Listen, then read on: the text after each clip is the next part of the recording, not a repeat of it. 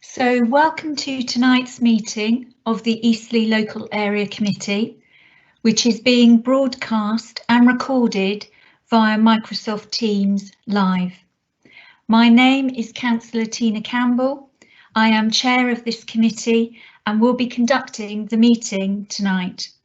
During the meeting, you will hear from members of the committee who are on your screen now.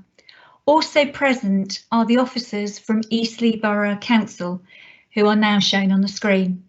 They will present their reports that have been written and provide support for the committee tonight. If we experience a connection problem, this event will be paused. If a councillor loses connection or joins later, I will ask them to introduce or reintroduce themselves for the benefit of the viewers.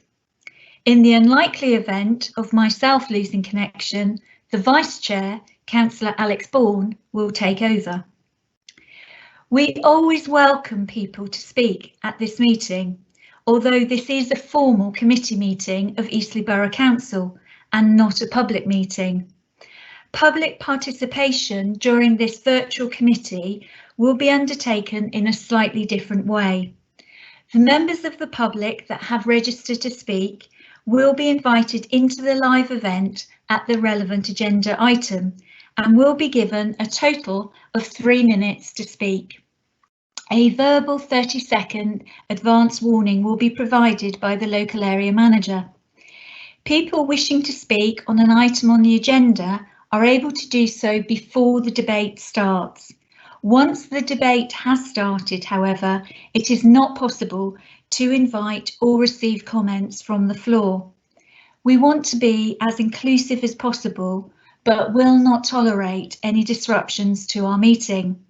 Should there be any disruption, we do have the power under the Council's constitution to remove people from the meeting or continue in private. But neither option we take lightly or wish to do, and I'm sure they won't be necessary this evening. Councillors, may I ask you to be mindful that the pre-election period started today. So, moving on to the agenda. Laura, do we have any apologies for tonight? No apologies, Chair. Thank you. So, item 2, declarations of interest. Do members have any declarations of interest they wish to make? If so, can you please indicate now, and when called, please state the nature and reason for your interest. Okay, I can't see anybody is indicating that they have any of those, so that's good. So that takes us on to agenda item 3, which is the minutes of our last meeting of the 10th of February 2021. Can I sign these off as a true record of that meeting? Can I have a proposer, please? Happy to propose, Chair. Thank you, Councillor Bourne. Do I have a seconder, please? I'll second, Chair. Thank you, Councillor Irish. Can I ask all councillors to unmute and signal their agreement with the minutes? Agreed. Agree. Thank you. So that then takes us on to public participation. So councillors who are not on the local area committee and members of the public can participate during this section of the meeting. And I'm very pleased to welcome to ELAC for the first time, I believe, Mr. Bob Everett of the Gym Improvement Group to address the meeting, please. Mr. Everett, over to you. Thank you, Chair, and good evening, everyone. I hope that if I do this, you can still see me. I believe you can. I'm speaking, as you say, on behalf of the Gym Improvement Group, or GIG. GIG is a community group with no political affiliations, which sprang up because of concerns over the indicative redevelopment plans for the gym.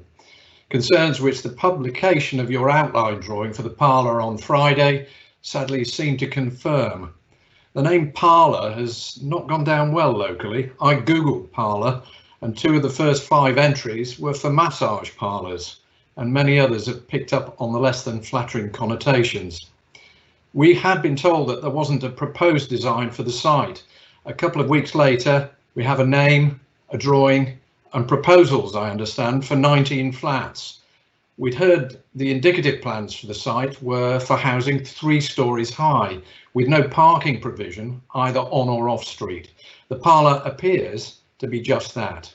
So we are very keen to have a positive input into the planning process for the gym site to get the best possible development for everyone in the borough. Firstly, we'd like the Chamberlain Road cul-de-sac and all its trees to be preserved in any development. Last week's tree survey, standard practice or not, does concern us. Secondly, we hope the demolition can be delayed beyond August so residents, particularly home workers, can enjoy the first summer of unlocking after the COVID pandemic without being disturbed by heat, dust and noise. We'd like a 2-storey development here, ideally houses of the sort recently built in Desborough Road or like Sovereign Court on Blenheim Road. Those developments blend in with surrounding properties. They don't dominate and overlook them, as the drawing appears to do. Most importantly of all, we want adequate parking for the residents of the development included within the development footprint. There are 2 further education colleges and 2 schools close by, adding to already severe parking pressures. Building homes here without parking provision makes no sense. Those other developments I mentioned, even nearby flats, all have their own parking. We think any development here must follow suit. Stakeholder meetings and public consultation are coming, but we would like reassurance that these will not just pay lip service to democracy and reassurance that the development is not already a fait accompli. The so-called PERDA period before May's local elections, which Chair referred to at the top, starts today. I suspect that means councillors, including those on this committee, are prevented from talking about planning applications until after those elections. So the fact that proposals for the parlour only went online late on Friday is unfortunate. But we are greatly encouraged by the support Councillor Bourne indicated in a recent email to me. He told me that in his view, the Sampson's development was totally different to the old post office development, which has no parking provision, I understand. 30 seconds to go. In my opinion, the Sampson's gym site is not town centre, it's clearly in a residential area, he said. I would therefore insist upon a correct parking allocation in line with council policy. We fervently hope that council policy does not mean that a correct parking allocation is no parking at all. Thank you for listening. Thank you very much, Mr. Everett. As you say, we are in the pre-election period, but equally, because the planning application for that site will ultimately come to this committee, so I can't comment on the specific points that you've made tonight, because obviously we need to remain impartial until we see, at this moment in time, there is no planning application been submitted.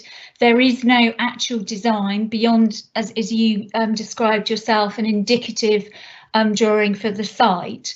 So everything is up for input from residents, and I'm sure that the council team that are developing the proposals will engage very positively with you.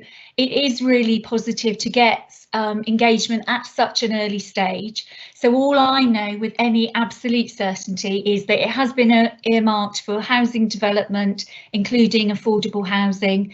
As you said, there will be the stakeholder meetings where you will have that full opportunity to engage.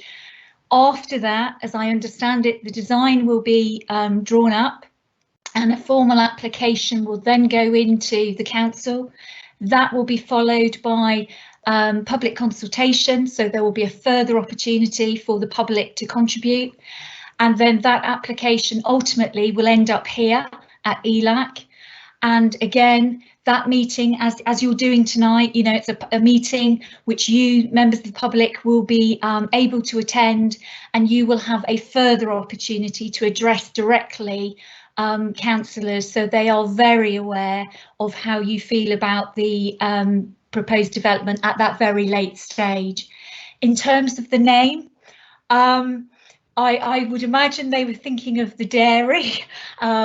but I can understand the points that you're making. I'm sure it's just a name that's been given to kind of give, you know, a sort of a reference point for the site, and I'm sure that yes, further work might be done on that name, but I just want to thank you very much for coming and presenting here this evening, and I'm sure that we'll see you again at future ELACs. Thank you. Can I just ask one brief question, and that is, in this pending period, 3 members of the committee are up for election, but also they are our local councillors, and you know, if we are seeking support from our local councillors during this period, what might the process be? Who would we approach? Could we approach anyone? Well, at this moment in time, what I would say is that there is nothing for anybody to sort of rally behind or otherwise, because we're not at that stage. That's the purpose of the stakeholder events. I know that there has been a lot of misinformation, I would suggest, that has gone out over the weekend. So I want to be very clear, the whole purpose of those stakeholder events is to give yourselves and any neighbours to the site the opportunity to meet with the designers and the architects, to understand what you know is being proposed, and to feed into that process. But your 3 ward councillors ultimately are members of this committee, so whilst they will when it comes to ELAC, I would hope, as you will see if you stay and watch the meeting tonight, you will see that I would expect ward councillors to lead on any planning application that we're looking at. What they absolutely can't do is say to you, I will not support any development on this site, or I will not support this or that or the other, because to do that would be actually predetermining the application.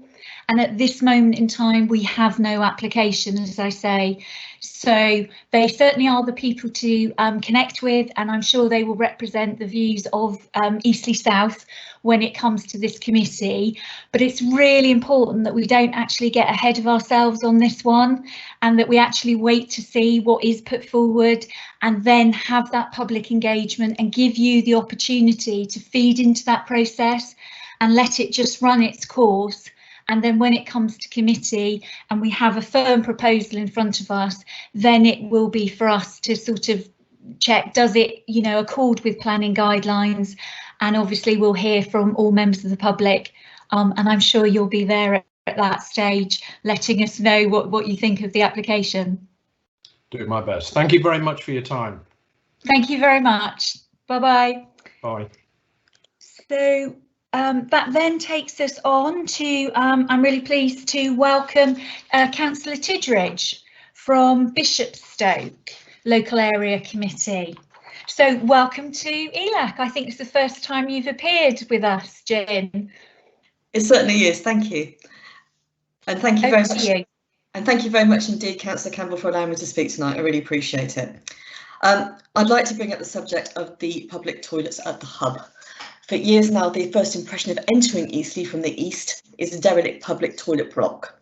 The toilets were closed due to concerns about antisocial behaviour, but the alternative presented to the public is completely inadequate. ELAC have effectively cut this public service. Being able to access a public toilet is an important factor for sustainable transport to thrive. It's great to see residents of Borough and Bishopstoke walking into town, but concerns about being caught short en route is a real barrier to many. And I'd like to remind this committee that when public toilets were first introduced in the 19th century, they gave women in particular much more freedom. I'm quite surprised that the decision to simply cut the service met this council's commitment to equality and diversity. Not feeling confident to walk means that more people drive, adding to the town centre's air quality problems with pollution and congestion. Traffic from the east passes into the AQMAs in the town. So what about the alternative that the public currently have? The public are expected to use the toilets inside the hub. The hub has 2 toilets, not 2 sets of toilets, but 2 toilets. 2 toilets serving 2 sports halls, the tennis courts, 5-side football pitches, play area, recreation ground and rugby pitches. Youth services, yoga, physiotherapy, boxing club, there are often queues. Even if the public were not adding to the pressure on the hub's 2 toilets, this level of provision is inadequate for users of what should be a key sports and youth facility for the borough. Both toilets are only accessible when the hub is open. The building is currently closed due to COVID-19 restrictions, but even before last March, the centre was not open 7 days a week between 9 and 6 PM. The hub has long been neglected by ELAC. Although it is a key venue for rugby and arguably a borough asset, it's not treated as such. I absolutely love the new sports centre at Places at Fleming Park, but this level of excellence is certainly not consistent across ELAC sports facilities. The Eacham Way is a fantastic long distance footpath used by many local residents for shorter strolls, as well as having the potential to draw people into our area. Walkers exit the path to cross the road, where their view of Eastleigh is a closed toilet block and a queue of traffic. The convenience of a public convenience would make the path even more of an asset to our area. I have raised this before, as has the BIFO local area committee, and yet the toilet block is still there, unused, increasingly derelict, and the hub still has just 2 toilets. Please can this committee review the situation urgently and provide public toilets that can be accessed every day during daylight hours, whether that is by refurbishing the current block, replacing it, or adding an extension to the hub. Please just get on and address this inconvenient lack of public conveniences at this key location. Thank you very much indeed. Thank you, Jen. So in terms of the toilets, the original decision to close them was based on the fact that they were rarely used, fewer than 10 people per day. They were costly to operate, repeatedly vandalised, and there were, if I term it, other antisocial behaviour type activities going on. I'll leave that to your imagination, so that some people didn't feel safe. So in consultation with the hub users, it was concluded that actually extra parking was a greater priority, both for the centre users, those using the rec ground and the riverside footpath. However, you are quite, so the decision was taken to close the toilets, but that was quite some time ago. You will be very pleased to hear that it is already in our local area action plan for this year. So the removal of the block hopefully will take place in the next year. It's certainly in our plan to do that. We've got a project manager who's taking that forward, and a consultation is currently underway with centre users, exploring how best to improve the building and its facilities. And increasing toilet provision there has been highlighted as one of the key objectives. I have to say, I personally was quite shocked when you said that there were only 2 toilets, literally 2. Yes. Unfortunately, as you can imagine, the project has been put on hold over the last year for obvious reasons, and several of the key staff from our partner organisations have been placed on furlough. But we do anticipate that at the sort of end of spring, summer, that this project will recommence. I did ask about complaints that we'd received, and our customer services haven't directly received any complaints about this, but I have been informed that, you know, yourselves have actually raised it as an issue. Yes. So it is something that hopefully you will see some movement on in the next year, but I'm sure if you don't, you will come back to me and you'll be very welcome to do so. Is that okay? Wonderful, thank you very much indeed. Okay, thank you. So I believe that's the end of. Sorry, I've got Councillor Bicknell. We don't normally have anyone else speaking in public participation, but Councillor Bicknell, if you'd like to. Thank you, Chair. I was with reference to what Councillor Tidridge has just said.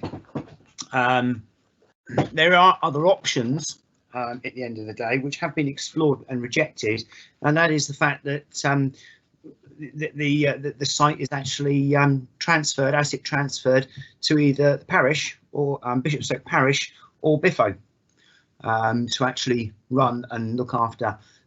So that there is an option there should BIFO or Bishopstoke Parish wish and ELAC wish.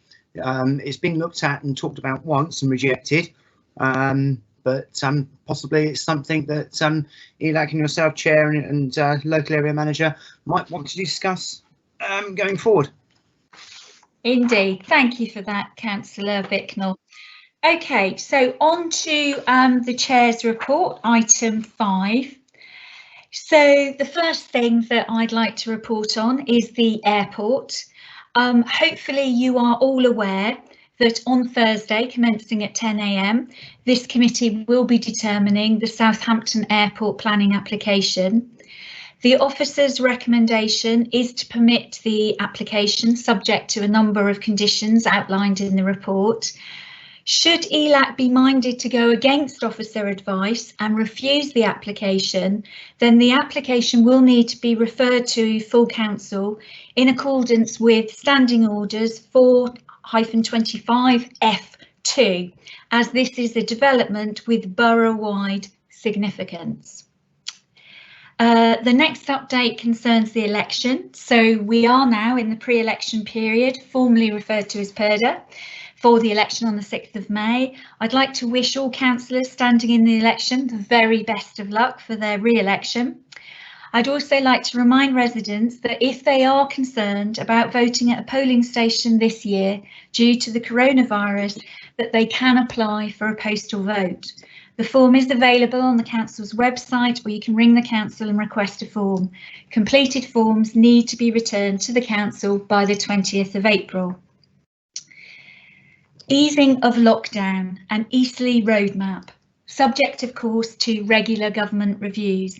I'm pleased to say that things seem to be moving in the right direction, and that on the 12th of April we will see the reopening of non-essential retail together with indoor sports and leisure facilities for individuals and outdoor hospitality.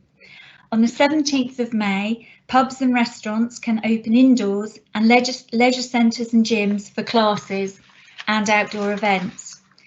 If all things go well, at the earliest on the 21st of June, things will return as close to normal as we can get, or certainly as close as we've been in a very long time. We are really hoping the above timetable goes according to plan, and we've set aside funds to help celebrate each stage with a range of events and promotions to encourage a safe return to the town centre and our fantastic facilities. We are working in partnership with Eastleigh Bid on the timetable now, but it will include artworks, theatre and music performances to bring much needed colour and atmosphere back to the town. More details will follow soon. Wildflowers. Our previous trial plots at the top end of Twyford Road and at the Junction 5 motorway roundabout proved to be very popular and received some of the strongest support of any of our recent initiatives. So I am pleased to confirm that we will be expanding this further to 3 new sites. On Chestnut Avenue, opposite the colleges, Parsfield Avenue, south of Nightingale Avenue, and Woodside Avenue near the northern Bosville Junction. This year, we will be trialling a perennial meadow seed mix alongside the annual mix, which we used last year. The perennial mix takes longer to establish, so it doesn't give us the instant wow that the annual one does, but it will keep going for years to come, and it is better for biodiversity. Finally, our garden tree scheme. We were unable to deliver our garden tree project last year due to the pandemic, so I'm very pleased that we have been able to make it happen this year. We have purchased 200 patio fruit trees from Brambridge Garden Centre and are offering them at a 50% discount price of only £10. They will be available on a first come, first served basis and limited to one, I nearly gave you double the amount there, 1 per household. For households, of course, within the local area of Eastleigh, and can be purchased via our website. This is just a small part of our wider climate emergency plan to increase trees in urban areas, as well as our countryside sites. The scheme should go live within the next 2 weeks, so watch out for further publicity. Thank you. So that now takes us on to the presentation of planning guidelines. So can I ask David Hupfield, please?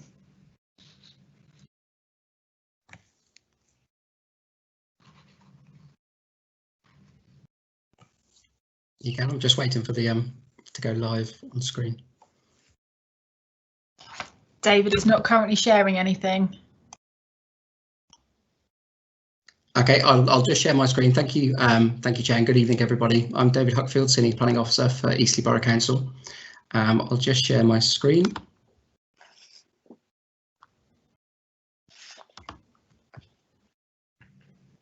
Can somebody just let me know if they can see that? We can see that.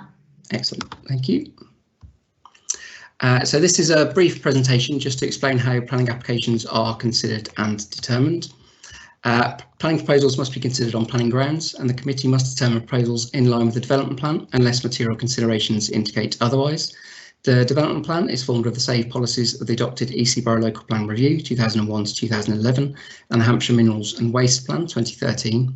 The examination hearings for the Eastleigh Borough Local Plan 2016 to 2036, which will eventually replace the current adopted local plan, concluded in January 2020, and the inspector's post-hearing advice and action points have been received. On the 25th of June 2020, the Council resolved to progress the examination on the basis of the main modifications outlined in the inspector's letter and action points and/or any other main modifications that may be necessary. Given the status of the plan and the advanced stage that it's reached, considerable weight can be attributed to it in decision making. There are a range of other relevant planning considerations. These include adopted supplementary planning documents relating to such matters as quality places, residential parking standards and planning obligations. In addition, at a national level, there's relevant government policy, including the National Planning Policy Framework and its presumption in favour of sustainable development. The National Planning Policy Framework, or NPPF, is a material consideration of significant weight that takes precedence over development plan policies which do not accord with the framework. The NPPF, the latest iteration of which was published in February 2019, sets out a number of key planning requirements, some of them on the screen there, so include deliver a sustainable development without delay, meet housing needs and significantly boost delivery of housing and prevent or mitigate the impacts of development. The framework includes a presumption in favour of sustainable development unless adverse impacts outweigh benefits, and there are three threads to sustainability: economic, social and environmental. These are interdependent and need to be pursued in mutually supportive ways. There's also a range of other material considerations that can be taken into account in decision making. There's a list of those. It's not an exhaustive list, but some of the main ones are on the screen there. So these include planning history, previous applications decisions, relevant appeal decisions, site-specific policies, constituent and third-party comments and precedent, including case law. There's also a whole raft of non-planning issues which members can't take into account in decision making. Again, a list on the screen there. So things like devaluation of property, breach of private covenants, personal matters or civil matters such as boundary disputes. There are two main types of planning application, both of which are relevant to the items being considered by members this evening. The first is a single step process with a full application where all details are for consideration, so design, layout, appearance, scale and landscaping as part of the same submission. The second type of application is a two-stage process where outline permission is sought first, with this seeking to establish the principle of development and may include some of the detailed matters for consideration. This is then followed by a subsequent reserved matters application, which considers the remaining issues or matters which have yet to be considered. So for context on this point, our first item this evening is an outline application, which seeks to establish the principle of development and the detail of the access on the site. However, matters of scale, appearance, landscaping and layout would be considered later at a reserved matter stage, should outline permission be granted. Generally, planning permissions are subject to conditions, and these may require formal details to be submitted at varying stages of the development for approval, and this is done through discharge of conditions applications. The local planning authority is required to consider whether otherwise unacceptable development could be made acceptable through the use of conditions, which are then discharged and complied with, and conditions are required to meet 6 tests for them to be able to be applied, and these are as set out on the screen. Thank you. Thank you. So we're going to move on to the planning application for the land west of Albrook Way. Can I just remind councillors that they must be present for the duration of the item in order to be able to vote at the end. So we're going to go back over to David to present your report, please. Thank you, Chair. I'll just share my screen again.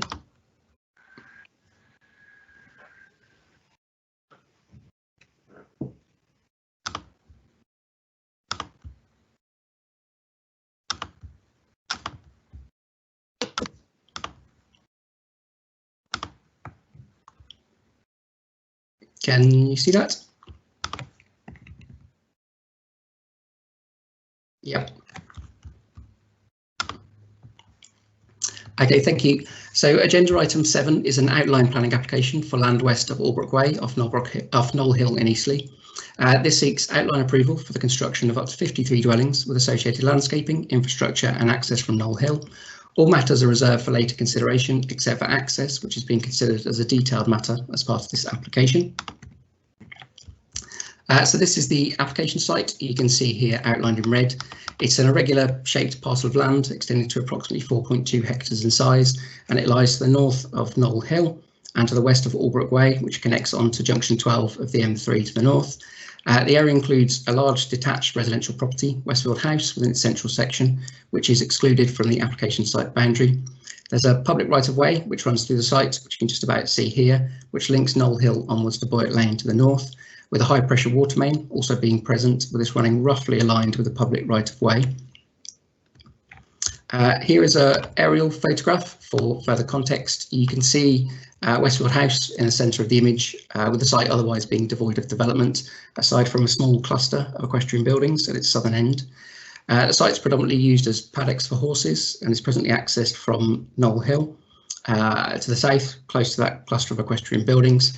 Knoll Hill links onto the Albrook roundabout, which you can see in the image here, which has connecting arms onto Albrook Way, Albrook Hill, Twyford Road and Woodside Avenue. The site's perimeters are generally marked by mature trees and vegetation, with Albrook clay pits, sites of importance for nature conservation, or SINC, to the west. In terms of its topography, the site itself slopes relatively gently from north to south, but as a whole, it's at an elevated position relative to Albrook Way, with a fairly steep bank in between. The site adjoins the urban edge to its southern side, but falls within designated countryside within the adopted local plan, as well as being in the local gap, which was designated to separate the settlements of Boyett Wood from Albrook and Otterbourne Hill. It is, however, placed to be allocated for residential development within the emerging local plan, which I'll return to later. So here are some photographs of the site for context. In the top left of the screen, you can see the existing access point of the site, which lies at its southern end, with the stables and equestrian buildings I mentioned beyond this. In the top right is the access drive to Westfield House, which you can just about see in the background of the photo. The official sort of route of the public right-of-way actually crosses this driveway, although a walked route has been formed just to the left of the fence, which you can't quite see in the photo. At the bottom of the screen are views across the site taken from the public right-of-way. The image in the bottom left is looking northwards, and you can see the dense woodland which forms a backdrop to the site in the background, and the image in the bottom right is looking back southwards across the site, with Westfield House in the background just about here, and you can also see the nature of the views that are afforded out of the site by its elevated topography. So these are some further photos which are views from the site's immediate surroundings. To the top left is a view looking up Knoll Hill from its junction with the Albrook roundabout. As you can see, Knoll Hill is presently devoid of a footway to provide pedestrian access to the site. To the top right is a view of the site's southern boundary taken from Knoll Hill, and you can just about see the marker post which denotes the starting point of the definitive route of the public right-of-way. To the bottom left is a view looking at the roundabout with Knoll Hill and the application site just in the background, just in here.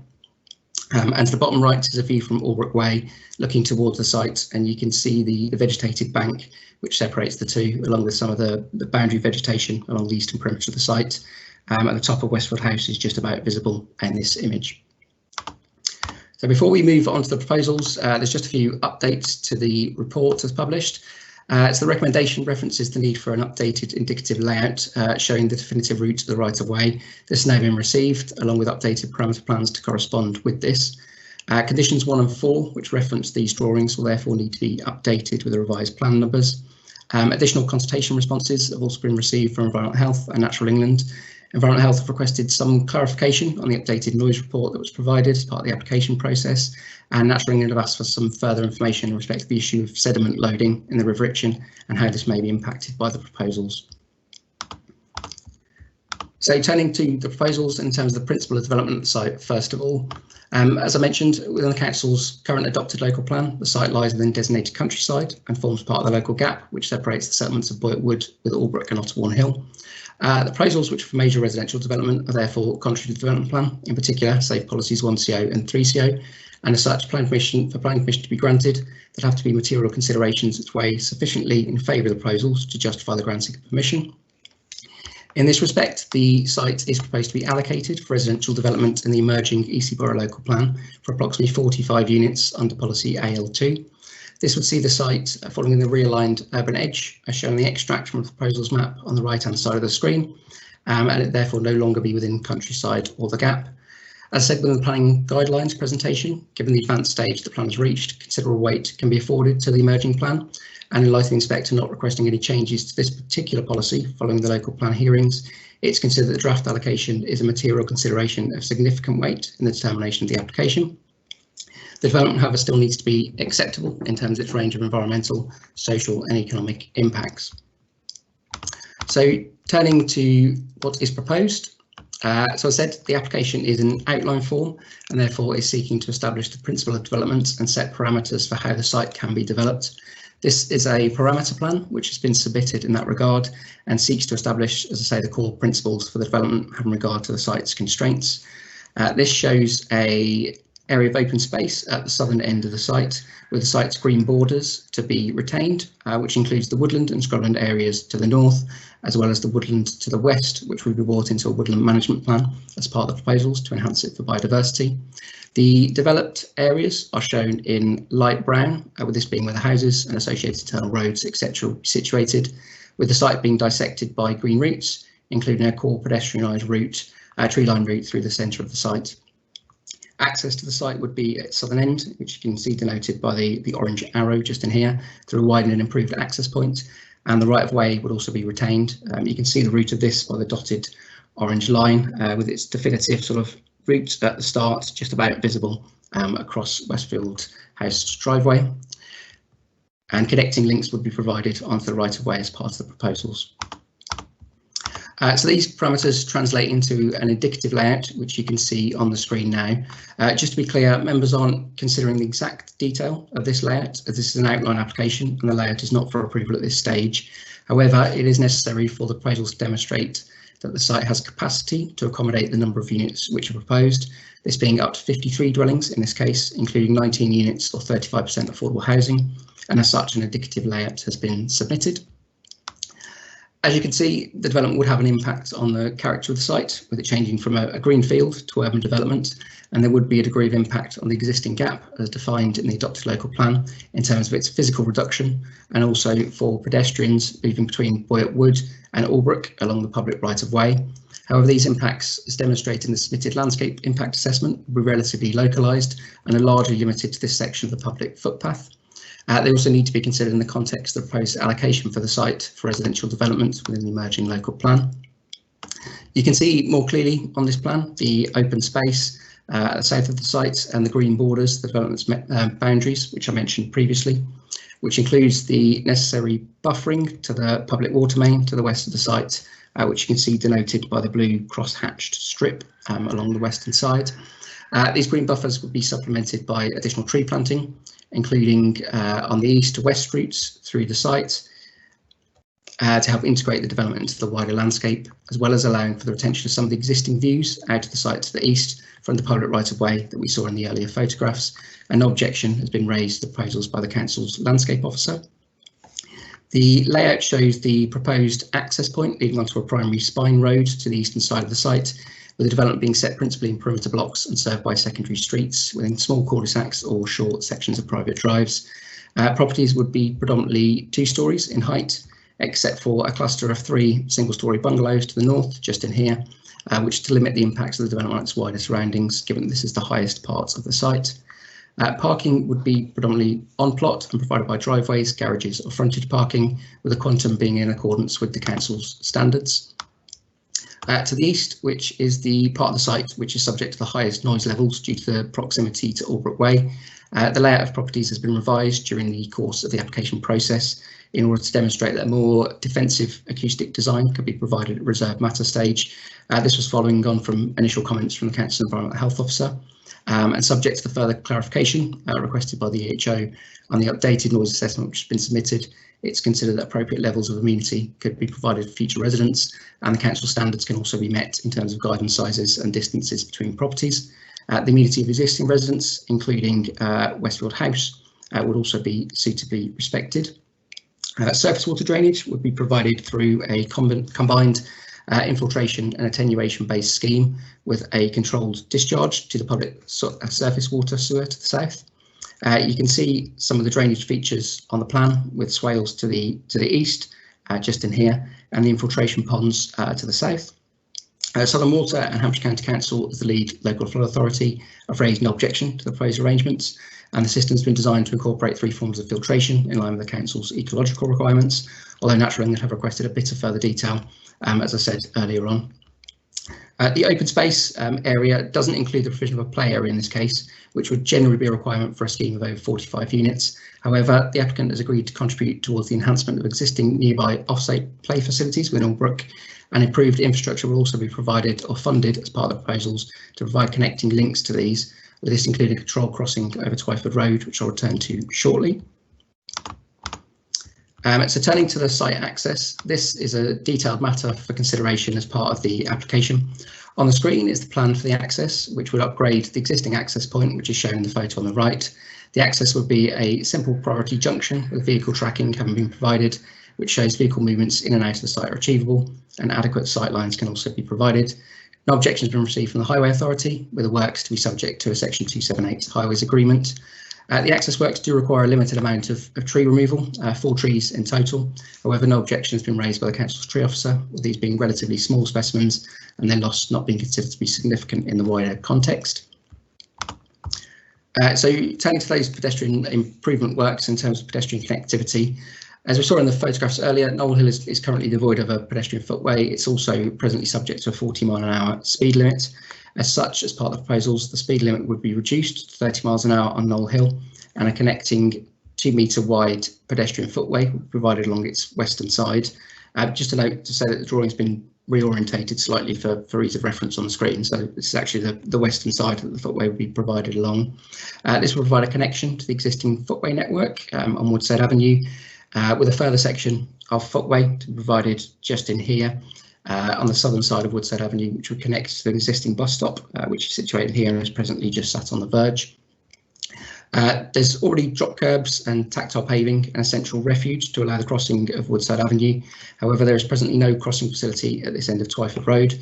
So following discussions with the Highway Authority, the applicant has agreed to fully fund a control crossing point, which would likely be either a toucan or puffing crossing, subject to Highways Agreement, to provide connectivity to Albrook and its facilities, which includes the existing play areas such as that along Albrook Hill, the Scout Hut, the nearest local nursery, and also the primary school, which will serve the site in Otterbourne and beyond this. This would be a benefit to not only the residents of the development, but also the wider community. So turning to summary and conclusions, the proposals are contrary to the development plan, and in particular safe policies 1CO and 3CO of the Eastleigh Borough Local Plan 2001 to 2011, and they would have an urbanising impact on the site and physically reduce the local gap. These impacts are, however, relatively localised, and the site is proposed to be allocated for residential developments in the emerging local plan. Given the plan's status, it's considered that considerable weight can be attributed to it. The development will provide 53 dwellings, including 19 units or 35% affordable housing, with further social and economic benefits arising from the proposals, including the provision of open space and contributions to improvements to local infrastructure. The proposals also demonstrate the site has capacity to accommodate the level of development proposed and without unacceptable harm to the character of the wider surrounding area or landscape, and no objection has been received from the council's landscape officer or urban design officer in these respects. Subject to the outstanding matters in respect of noise and drainage being addressed, the proposals are also acceptable in terms of their other material impacts. And overall, therefore, there are considered to be material considerations sufficiently in favour of the proposals, which outweigh the conflict with the development plan. The updated recommendation is therefore subject to the receipt and consideration of the comments of Hampshire County Council Countryside Service, the receipt of the additional information in respect of noise and drainage, and subsequent further consultation being undertaken by Environment, Health and Natural England, the imposition of any necessary additional or amended conditions, the applicant entering into a legal agreement to secure the required affordable housing and planning obligations, and the completion of a habitats regulations assessment for the development by the LPA and the undertaking of subsequent consultation with Natural England, to delegate back to the Head of Housing and Development in conjunction with the Chair and Vice Chair of Eastleigh Local Area Committee to grant outline planning permission. Thank you, Chair.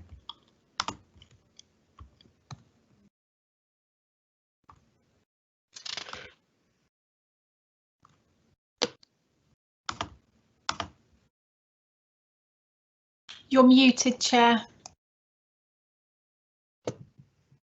Thank you. Sorry about that. So I believe we have 2 statements. Is that right? We have 3 statements in total, Chair, 2 in objection, 1 in support. OK, so is Guy going to read the statements for us? He is. Yes, thank you, Chair. OK, so the first is from Councillor David Betts, the Vice Chair of Albrook Parish Council, and this is in objection. Albrook Parish Council objects to the proposed development of 53 dwellings on the site. Although the applicant has addressed a number of initial and subsequent issues raised by the parish and other involved parties, there are still significant areas of concern. And he lists these now. No provision on site for informal play. Space at the north end of the site for this purpose, especially for younger children. It's not clear what he meant by that, but presumably an absence of. Present access to off-site play areas is not safe. Footpath 716, statutory start point in Knoll Hill, has not been verified for protection. Current start point north of Westfield House is incorrect. This issue has also been raised by the Ramblers Association. Section 106 community infrastructure contributions for the parish are not defined. Public transport to the area is poor, and there is a developer need to subsidise improvements. Current bus service for the parish has diminished greatly over the years, and there is no evening or Sunday service. No plan for parking and access issues in Knoll Hill if the development is privately maintained, and he points out in brackets that it's not adopted. The site is in isolation from Albrook village with poor links. The adjoining roundabout is a 40-mile-per-hour facility with 5 access roads. Pedestrian provision is poor with near this high-speed traffic, and there needs to be assured 100% funding for adequate pedestrian crossing links at least in Twyford Road and Woodside Avenue, close to the roundabout. People will also be likely to use the crossing point on Albrook Way, which is a 60-mile-an-hour link to the M3 and Junction 12. So consider a pedestrian bridge. Site drainage remains problematic despite recent developer responses to Southern Water objections, and heavy rain outflows are likely to cause impingement on the protected Itchen Valley Special Area for Conservation and SSI, Site for Special Scientific Interest, due to the elevated position of the site. And that concludes Dave Betts' statement. Thank you. Can I just ask David, do you want to respond to any points in that one, or do you want to hear the other objection before responding to them both? I will respond, but I'm happy to hear both objections first, and then I can sort of respond as a whole, if that's okay. Yep, absolutely fine. Thank you, Guy. Okay, so on to a submission from Nancy Palmer. I wish to object to the development of this site for several reasons. It is a greenfield site and probably the only place in the north of the borough where a person can have a sense of being in the open countryside. During the pandemic, there's been a marked increase in walkers using the adjacent footpath, which forms part of a circular walk. They frequently stop and take in the far-reaching views across the fields and the Itchen Valley towards the South Downs National Park. Deer can sometimes be seen grazing in the fields, and the sight of buzzards and red kites overhead is stunning. People come not just from the immediate area, many walk through from Charners Ford to enjoy being in the countryside. There is nowhere else like it, freely accessible to the public in this area. It has been good for people's mental health. The development proposes to give residents access to this footpath at several points. Will non-residents be allowed to access the development as an alternative route when the footpath is extremely muddy? Residents will be paying high maintenance charges for their upkeep of the substantial drainage required to protect the river and may try to exclude others from walking or cycling through it. Private estates with a no-go area do not help communities. This scheme provides nothing positive for the local community, just more traffic onto already congested roundabout, getting out of Knoll Hill can be hair-raising due to the speed of the traffic approaching from Woodside Avenue. Could a small part of this site not be offered to the parish for the building of a community hall? Or some area of level playing field? There is nowhere in Albrook for youngsters to have a kickabout. Developers' contributions are all very well, but what the community needs is space to put a hall. In recent years, Albrook has seen a big increase in the number of houses built. It has nothing to show for it, and this development contributes nothing either. It just takes away a precious asset. I implore you to reject this application as it stands. And those are the ends of the objecting statements. Thank you. So if I could just ask David to respond to those, please.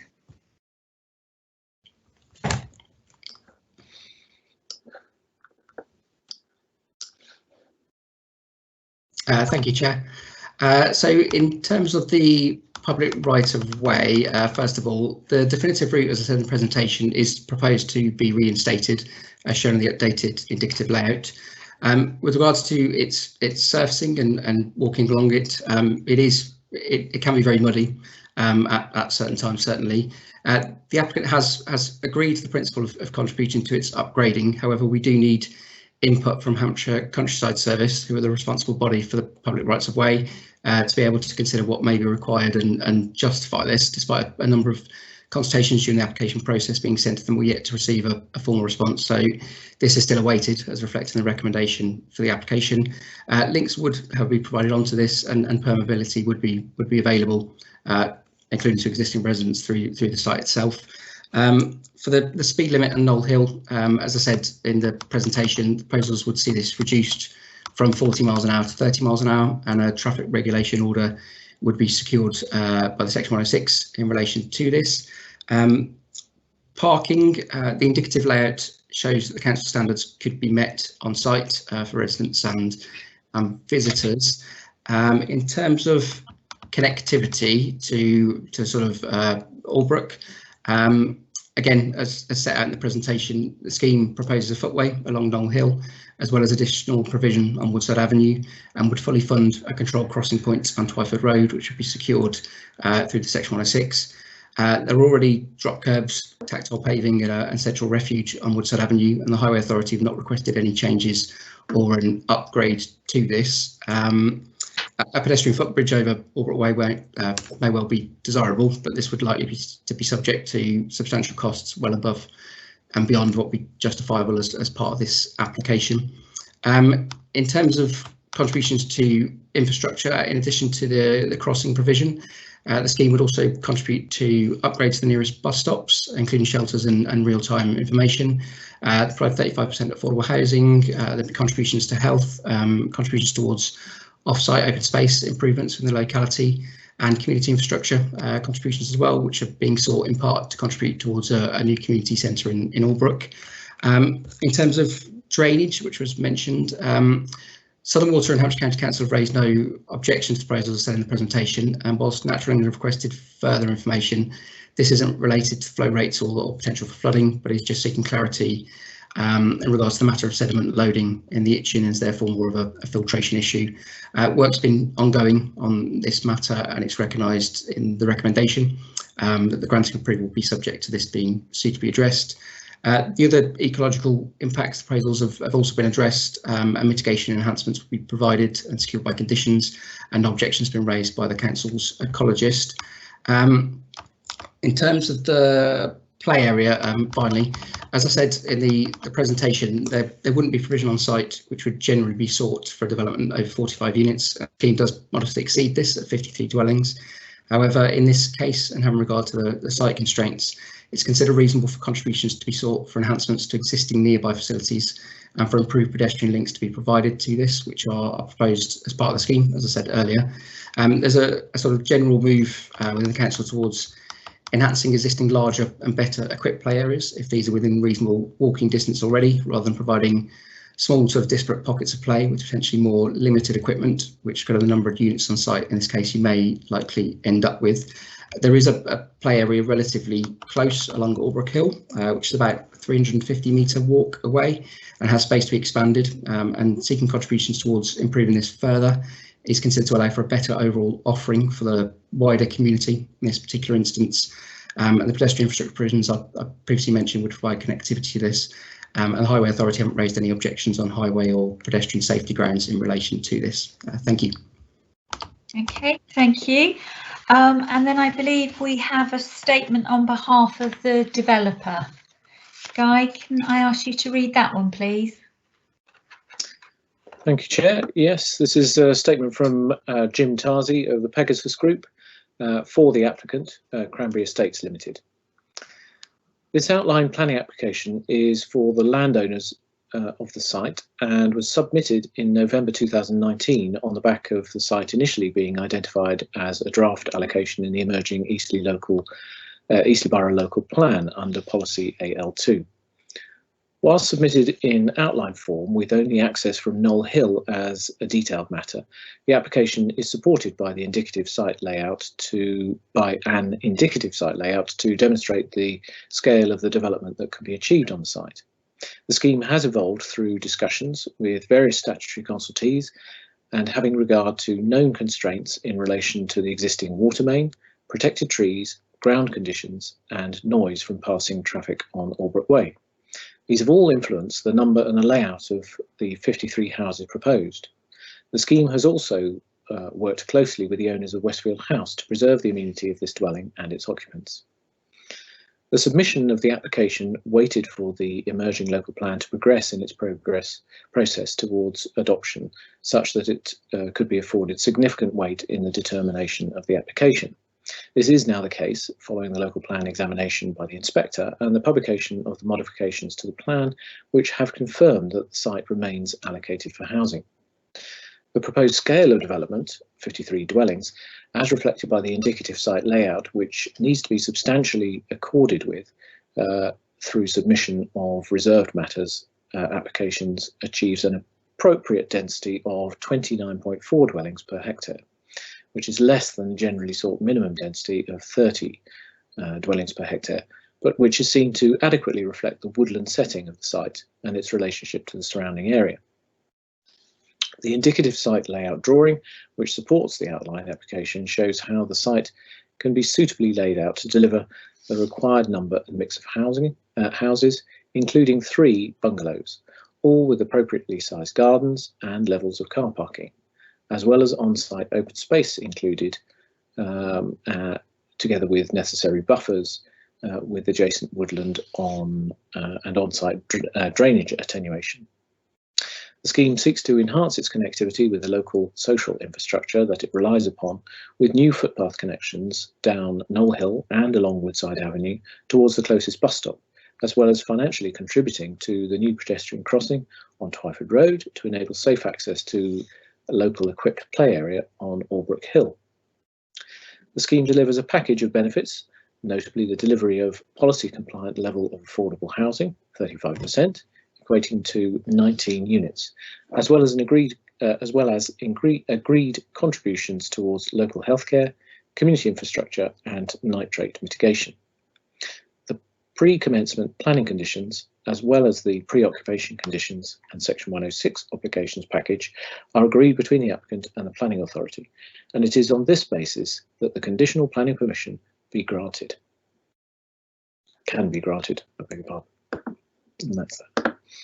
Okay, thank you for that, Guy.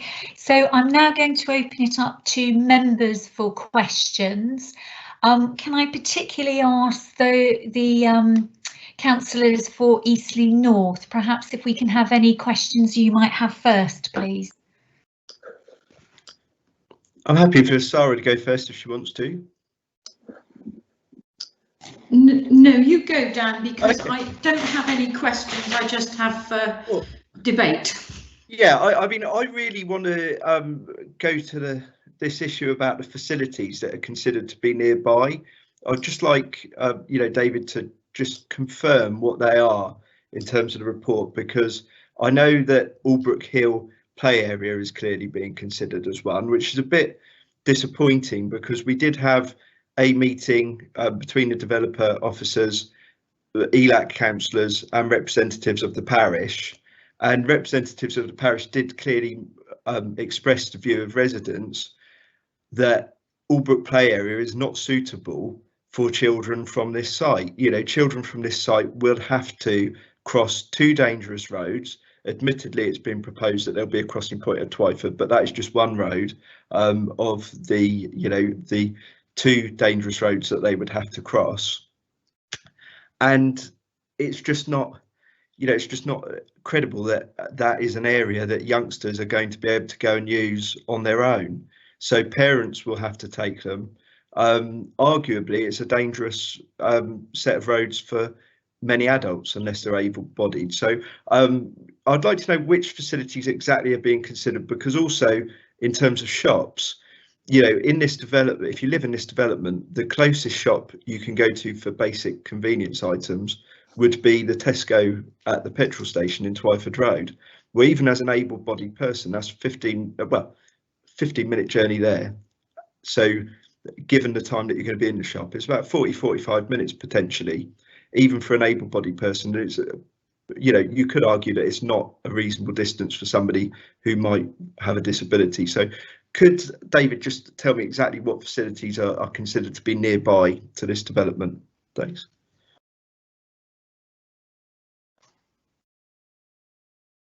Did you get that, Chair? I did, yeah, thank you. Thanks. David, would you like to respond? Yes, please. Right, on screen. So in terms of the kind of the sort of nearest facilities within Albrook, as you mentioned, there's an existing play area on Albrook Hill, and the Scout Huts there as well. And I understand that's the nearest nursery to the site. So the connecting sort of crossing points would provide links onto that. In terms of sort of slightly further afield, as you say, the sort of nearer shops are down Twyford Road, and there's connecting routes further towards sort of Eastleigh town centre, which are with relatively reasonable distances for walking. There'd also be contributions, as I said, towards sort of bus services and to improve the facilities that are available on the stops there, which provide connecting links further afield.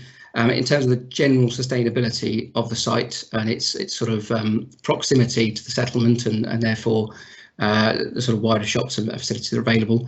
As I said in the presentation, this is a site that the council are proposing to allocate for residential development. So from that point of view, the principle is considered to be suitable. It's just about providing suitable kind of connecting links from the site to the existing facilities, and that's where the sort of crossing points and particularly the controlled crossing on Twyford Road come in to allow for that to sort of take place. Okay, thank you for that. Can I ask councillors to put in chat if they have any questions? If they want to ask a question, please can you indicate in chat? Just ask one more, Chair. I've only got one more to ask. Okay, can I ask you to go via, not this time obviously, but in future can you use chat please? But oh right, okay. I thought where you introduced me to speak, I thought that was an introduction just to ask the questions I've got and then move on to someone else. So my second question is just, you know, this is an early stage, it's outline planning permission, but it is envisaged that there's going to be some sort of community space there. Just really at this stage, what is envisaged in terms of who's going to maintain that? Because, you know, certainly in the old area where I was a councillor at this point, you would have been talking about maybe parish councils having land transferred to them, etc. I'm concerned about it with regards to Albrook because there are bits of land all over the place that have been associated with previous developments, and things have been said about, oh well, they're probably going to be taken on by the parish, but no real plans have been devised for these spaces, and you know, nobody's to blame for it, it's just happened. But in terms of this development going forward, you know, what is envisaged? Is it envisaged that this is going to be maintained by the borough, or that you know, would the desire be for the parish to adopt it? Is the parish being spoken to? You know, are there any plans to speak to the parish? Is a better question there, because I know that at the moment the parish isn't being spoken to, so that was more a rhetorical question. But I would like to know, what are we thinking about in the long term? Because I wouldn't want to see another area of community space that's just left there neglected because not much thought has been put into what we're actually going to do with it. Okay, David, I'm going to invite you to respond to that, but just before we do, and just for absolute transparency's sake, we should of course point out that Councillor Clark is the chair of Albrook Parish Council, but that doesn't in any way prevent him from participating in tonight's meeting, because he's here tonight in his capacity as a borough councillor. But just for transparency, just wanted to make that clear. David, do you want to respond to Councillor Clark's second question, please?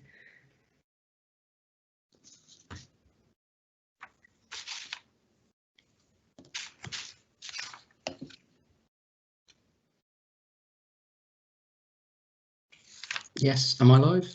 So you are indeed. David, you can't see. Oh, thank you. Sorry. So in terms of the sort of maintenance and ongoing kind of adoption of the areas of open space, we obviously can't force it to be put forward for adoption. The general approach is to seek to secure both permutations within the Section 106 agreement, so either a sort of a private management regime or measures for it to be put forward for adoption. In either respect, we'd secure management and maintenance measures through a maintenance plan. In this case, the applicant for the application is the landowner, they're not the developer for the site. So a developer who then comes on board may have their own sort of choice in terms of whether they want to put it forward or privately manage it. But what we do seek to do is secure both sort of permutations within the Section 106 agreement to ensure that open space is managed going forward, whether that be privately or publicly. Okay, thank you for that. So we're now going to go to Councillor Bicknell for your question, please. Thank you, Chair. I'm not sure if this is the place to actually discuss it, David, being an outline, or if it'll come up in reserved matters. But it's actually some detail in reference to the highway. How much of the proposed highway is actually going to be adopted? Because don't really necessarily want the burden falling on the actual residents, especially given the fact that 35% of the properties in there are affordable. So if you can answer that, great. If it comes up in reserved matters, then obviously we can deal with it then. But it's whether the highway is going to be adopted. Thank you. David, over to you.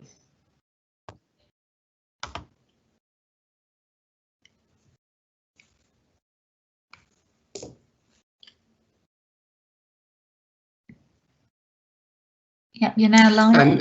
Again, sorry, apologies. So I was just saying you are live. Oh, sorry, thank you. Again, a similar thing applies really in terms of we can't force things to be adopted. We can seek for things to be sort of designed to an adoptable standard, and we can pick that up as part of the sort of detailed layout at reserved matters stage when it gets to that point. Should outline approval be granted? Thank you.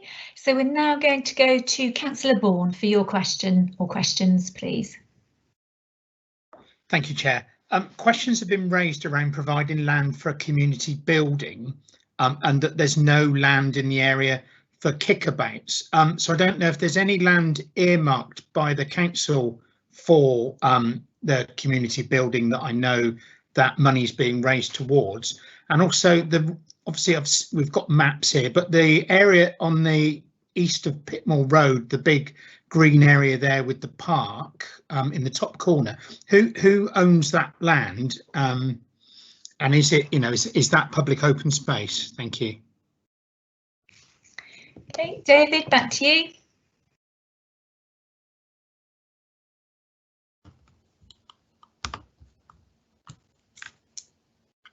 I do apologise, Chair. I'm struggling a bit with my sound this evening, but I think I got the question. So in terms of the open space off Pitmore Road, I think that's in reference to Albrook Fields, I believe, which is to the north of the development in there. I understand that's adopted, I believe, by the parish. There is a play area within there, which I understand is scheduled for sort of replacement as well within that space. In terms of a community building, there wouldn't be space on this development site to provide for that, but there's a sort of a general desire to provide a community building within Albrook and on a suitable site.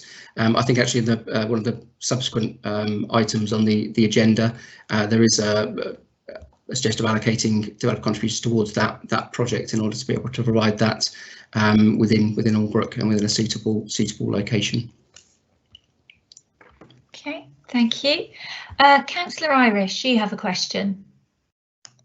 Thank you, Chair. I don't know whether I heard David correctly or not, and I've done apologies if I didn't, but I think he was talking about improving the bus service. Now, if that's true, I don't know how we can do that, because the bus service is pretty abysmal around there. It's only the E1 and the E2 to Winchester to Eastleigh, and it doesn't run very regularly, so an improved bus service would be good. So if I've got that wrong, I apologise, but if I haven't, can you tell us how we can actually improve the bus service? Thank you. Okay. David, would you like to respond? Yes.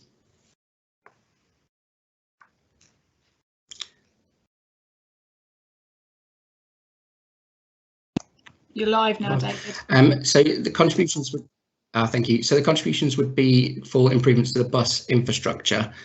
So that would be to provide, as I said, a connecting sort of footpath along Woodside Avenue to the existing bus stop, which is currently just sat on the verge with no connecting pedestrian footway, and also to improve the facilities there. So that's bus shelters, sort of the sort of raised curbs that you have, as well as sort of real-time information for residents to tell you when, sort of electronic information that tells you when the bus is the next bus service is and when it's coming. So that's what the contributions would be used towards, and that's what the Highway Authority have requested that they would be put to. Okay, thank you. And we have Councillor Doogie who has a question, please. Thank you very much, Chair. David, it's just on, I think it's my question is, it has been alluded to by Councillor Bourne and Councillor Clark. In terms of the community development there, so excuse me, in terms of the play area and the community building, do we know what sort of tenants going to serve within that development? I know you probably I'm asking a question a bit too far ahead, but do we know what sort of families or what sort of tenants that we're expecting in that area? And also, obviously going back to the community buildings and such, if those families tend to be sort of older children in terms of 14 and teenagers, how are we going to make sure that community building serves them, and not just families with younger children? Because I think that's important. That part of the borough, there's a real lack of amenities or any space for teenagers. And I think if we're going to have this development there, we need to at least have something that could serve that sort of demographic within our community. So could you sort of go a bit further into whether there's going to be that area is going to be safeguarded, or what's going to be done to ensure that teenagers have a place to play or somewhere to gather safely and to learn? Okay, thank you for that, Councillor Doogie. Would you like to respond, David?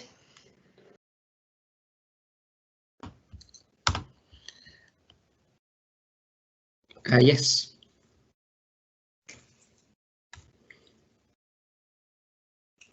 So in terms of the sort of open space, the play area improvements that take place and the contributions towards the community buildings, the community infrastructure contributions. So those, as with a lot of other developer contributions that are taken and how the process works, those improvements would be sort of subject to public consultation and engagement with the relevant bodies of the parish council in terms of ensuring that they provide adequate sort of infrastructure and improvements and meet the needs of the locality. So as part of this, we're seeking to secure contributions towards that infrastructure and those improvements. And as I say, the exact nature of those improvements and the provision would be taken forward by way of the normal sort of local area process in terms of allocating the contributions and public consultation in terms of the exact infrastructure and facilities that would be provided to ensure that they meet the needs of the local community that they would serve. Okay, thank you for that. And we have Councillor Mann. You have a question, please. Right. I think serious consideration should be given to a play area on site. The play area you're talking about, back of the scout hut, it's not that big. You can't improve it much. And if people decide that they're not going to walk and decide to go by car, there's hardly any parking spaces, because I've been there for a couple of events to the scout hut, and I know there's hardly any parking there. Yeah, but Councillor Mann, do you have a question that you want to ask at this point? That's what I'm saying, that it's got to be in the planning, that it should be on site. Okay, I'm sure that's a point that we'll return to in the debate. Thank you very much for revisiting that. Councillor Doogie, did you want another question or to come back and ask David something further? Just another question that popped in my head in terms of transport links. Do we know how? I'm trying to find my question here. So in terms of the transport links, sorry, I'm having trouble getting my words out here. Is there any consideration towards people with disabilities in terms of accessing the pavement and such within that area, and also up to Oldbrook Hill? Because I know that Councillor Clark did allude to that in terms of residents and potentially people living around there having to go for 45 minutes walk to get to shops. But in that consideration, is there an aspect of it that considers how people with disability will be able to access it safely and sound without having to feel grief? I'm not sure if I made myself clear. That I was trying to frame it perfectly, but just let me know if you need me to repeat that again. Okay, David, are you clear on Councillor Doogie's question? Yes, I think so. Again, Chair, I do apologise. I'm having a bit of difficulty with my sound this evening, and things are cutting out a little bit. But correct me if I'm wrong, but I understand was the question about sort of providing accessible routes, and particularly for people with sort of mobility impairment, so disabled access sort of routes to the site. Is that correct? So the footway provision that we provided on Knoll Hill it's off-site, so it's on the public highway. So it'd have to be designed in accordance with the Highway Authority, would be subject to a Section 278 agreement. So they would ensure that it's an appropriate width, an appropriate surface, an appropriate design to meet requirements, so it can be used by all. The crossing facility that'd be on Twyford Road would be a controlled sort of crossing point. So again, would facilitate crossing for all kinds of people, whether they've got mobility issues or otherwise. In terms of sort of proximity to shops and things like that, I mean, as I say, the site location in terms of that, the site is proposed to be allocated for residential development, and that was having regard to its location, its proximity to the urban edge, and also local facilities. The development itself can't provide additional shops and those kind of facilities. What it can do is provide improved connecting links to try and allow for ease of access for those residents and future residents to be able to access those facilities. Thank you. Okay, thank you. And we have Councillor Tyson Payne, who has a question. Yes, thank you, Chair. The question I have is about drainage. So the bottom of Oldbrook Way, where it joins the roundabout, floods every time it rains. I'm just concerned that if a whole load of housing is put up in the area that's proposed, what has been done to alleviate the flooding at the bottom of Oldbrook Way where it joins the roundabout? Thank you.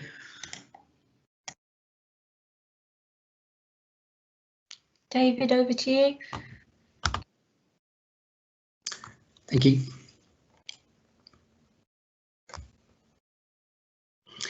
So in terms of the drainage for the site, as I said in the presentation, it's a combined sort of attenuation and infiltration system with a controlled discharge into the public surface water sewer. So how that will work essentially is the water, in line with the topography of the site, will run sort of southwards. It would go through a number of elements of filtration and drainage features, including the swales, Overflow would then be discharged to the infiltration basins, so would infiltrate into the ground at those points where the basins are, and the applicant has done testing to ensure that that can be facilitated on site. And then the additional runoff would be discharged at a controlled discharge rate, which is 16.9 litres per second, which is equivalent to a greenfield runoff rate into the public sewer. And that has been agreed by Hampshire County Council's local lead flow authority and Southern Water, who are the sort of public infrastructure body for the sewers to agree to that. So they are satisfied that the development will not add to existing flood issues. It's not really the development to solve existing problems, but to ensure that there's appropriate drainage provision on the site itself. And I say the relevant statutory bodies are happy with what's being proposed. And there is a condition which is recommended to provide sort of final exact details of that when the exact layout is put forward as part of the reserve matters stage. Okay, thank you for that, David. I've got one question. Councillor Mann obviously stressed how important that play area was, or play is and the location of it to this particular development. There's obviously proposed some very good improvements to the sort of infrastructure in terms of, you know, the pathway and making safe crossings across the roads. If councillors are concerned about the lack of having play accessible on the actual specific site, and if that's something that they were minded to sort of see provided, if we wanted it to be on site, does that in any way threaten those positive improvements to the public realm, or would they presumably still needed to be provided in order so that the development was accessible to the sort of local schools and things like that? Is that right? Is my understanding right?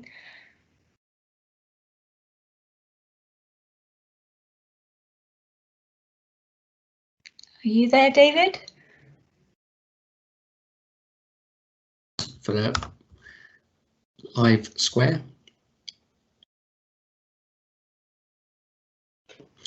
Just on the question of the play area, if it's okay, Chair, I'll just share my screen and we'll go back to the layout briefly, if that's okay. Let me just bring that up. Can you see that? Yes, we can.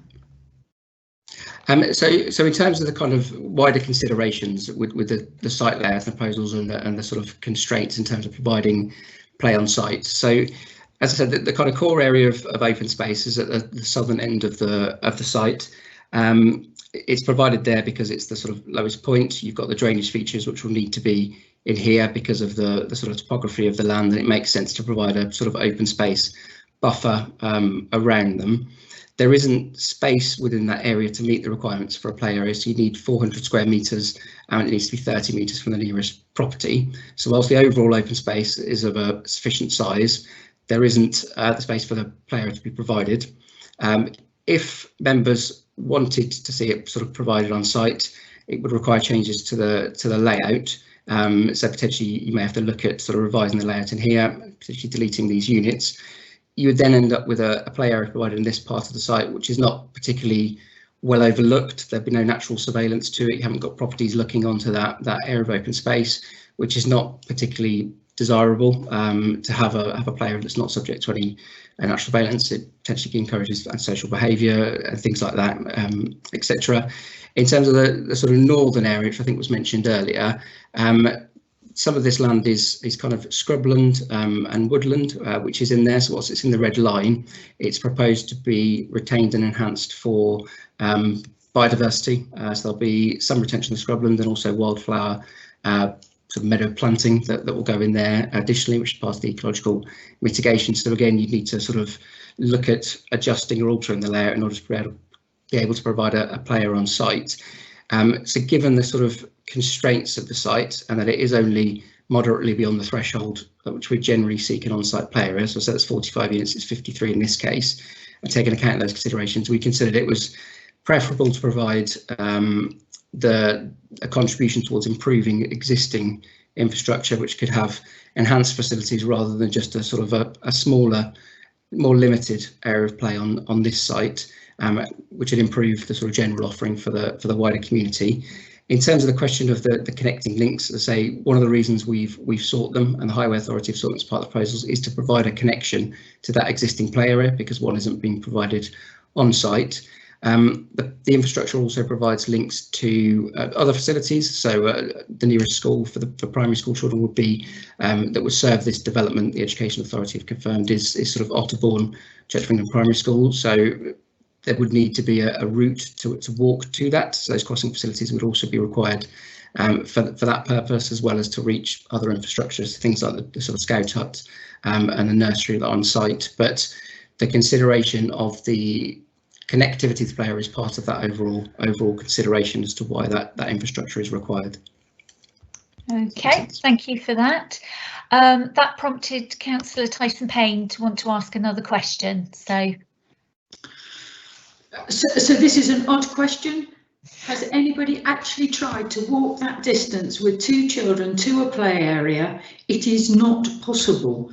I've walked this route a lot myself, particularly during lockdown. It is not safe to be walking young children across that area. Even with new crossings, I don't believe it's safe, and I'd like to know if anybody's actually tried to do it. Thank you.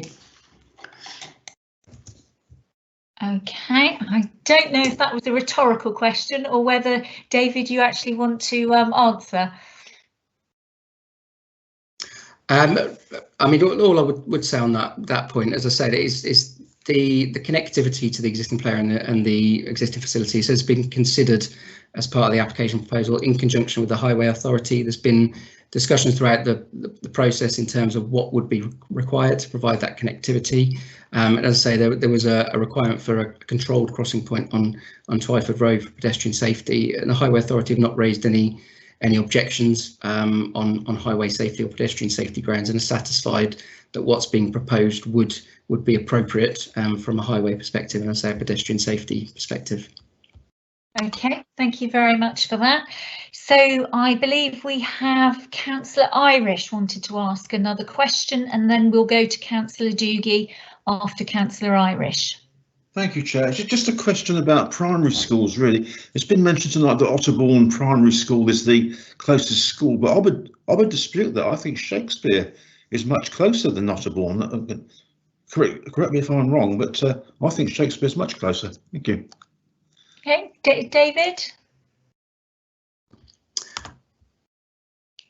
Yes, thank you, Chair. So sorry, just for clarity, the reference was kind of not in terms of sort of geographical proximity, it's in terms of the school catchments and which school would serve this development site. So in the formal comments of the Education Authority, they have advised that the site would be served by the school at Otterbourne, and that's where primary school age children rising from the development would go. So reference to that was in that context in terms of the catchment for this site, rather than sort of geographical proximity in terms of distance. Lovely, thank you for that clarification. Councillor Doogie, your next question, please. Thank you, Chair. David, it's going back to parking. I've may have missed it, but can you confirm again what sort of parking we're looking at within that development, and also as well whether any sort of modelling has been done to see how much of an impact that will have on Albrook Hill in terms of more cars being added to that road, potentially due to sort of overuse of cars potentially within the area. Okay, David.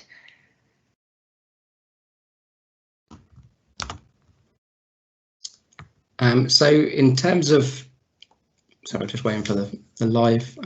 Yep, thank you.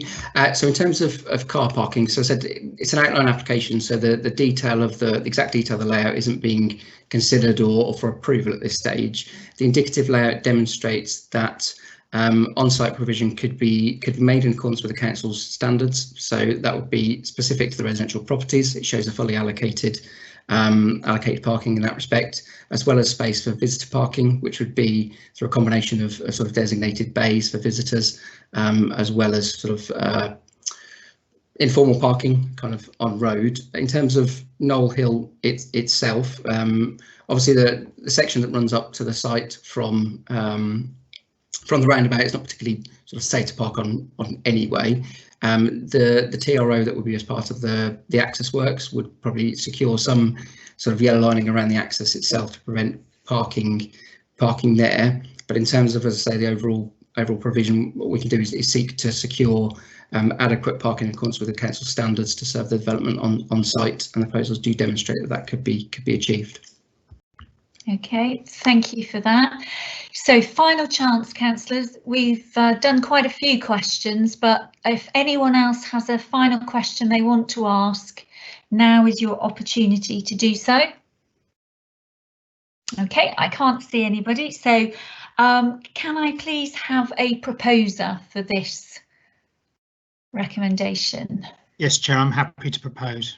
Thank you, and can I have a seconder, please? Thank you, Councillor Bicknell. So we now move to debate, and again I would invite councillors Clark and Tyson Payne to kick this debate off, as it's obviously in their area. And once we've heard from them, we will then go to Councillor Bicknell and any subsequent councillors who wish to speak. I think it might be better, Chair, for the proposer of the motion to speak first, because I'm likely to speak against this application. So when we get to the end, the proposer might want to respond to everything that's been said. So I don't know if Alex wants to speak first. I think Alex is just proposing in order to get the motion onto the table so that we can debate it. He's not saying that he's in favour of it. All right, so okay. You just kick off, Dan, if you want to. Okay, well, I mean, I don't think I can support this, and the reasons are related to the community facilities. So there are no facilities nearby, no meaningful facilities. So if we look at the ones that were itemised, we've got the play area at Albrook Hill, which has already been discussed. You know, you have a couple of highway issues to access. You know, if you want to access that from this development, it's very dangerous. The nursery, again, potentially, even if those geographically relatively close, would require a car journey.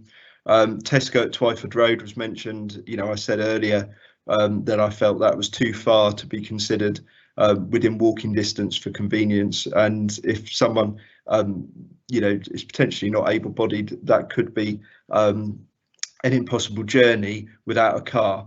The town centre, Boyerwood shops are both a long way away. Bus services are poor, which I'll come back to. They are not sufficient, sadly, because of government cuts for people to rely on for all their transport needs. So there are no facilities nearby. Now, I appreciate that this has been put into the emerging local plan, and you know, I was definitely involved in conversations with residents and the consultation over its inclusion.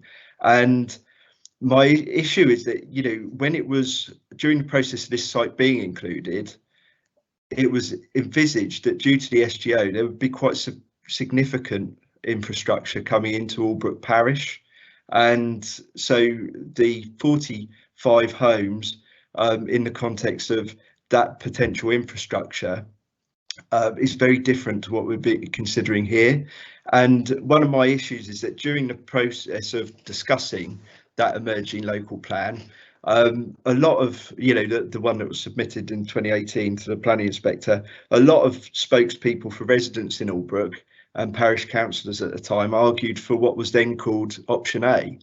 And I was one of the people, and many others, rightly in my view, rebutted option A, because it would have led to piecemeal development around the borough, which would have added on to existing housing, would have put strain on the existing infrastructure, but wouldn't, because of the small numbers, have brought any meaningful infrastructure with it. And Albrook, I felt at the time, was particularly vulnerable to this because there's so little community infrastructure as it is. So if we went for that option A, you know, I was very concerned that we would get developments just like this. and that actually this is not what Albrook would want. And continuing with that reasoning that I thought then and that I think now, I can't support this. You know, people living here will have to travel by car, even for simple journeys, even to take their children to play. Pedestrians leaving the site will face multiple highway problems if they're going to attempt the journeys. That some of the journeys that have been mentioned, like to the town centre, which is way past Albrook Hill, or you know, if pedestrians are going to attempt to take their children to school at Otterbourne on foot, they're not just going to face highway issues at Twyford Road. You know, they're going to have problems at Woodside Avenue, Albrook Hill, Pitmore. You know, so they're going to have to use their car, and that to me is the opposite of sustainable development. The crossing point at Twyford Road in no way covers that. As I've said, public transport is poor. Small development like this is not going to provide any meaningful improvement to public transport. You know, it might contribute to bus stops, but what is the benefit really if there are no buses stopping there? You know, in the evening and Sundays, what really is that going to do for the people in the new development, let alone for the existing residents? I rarely vote against housing. I think, you know, I can probably count on one hand since I've become a councillor in 2010. The amount of times that I've voted against housing is very rare, but you know, because we do need housing, but we need to think about sustainability and quality of life too.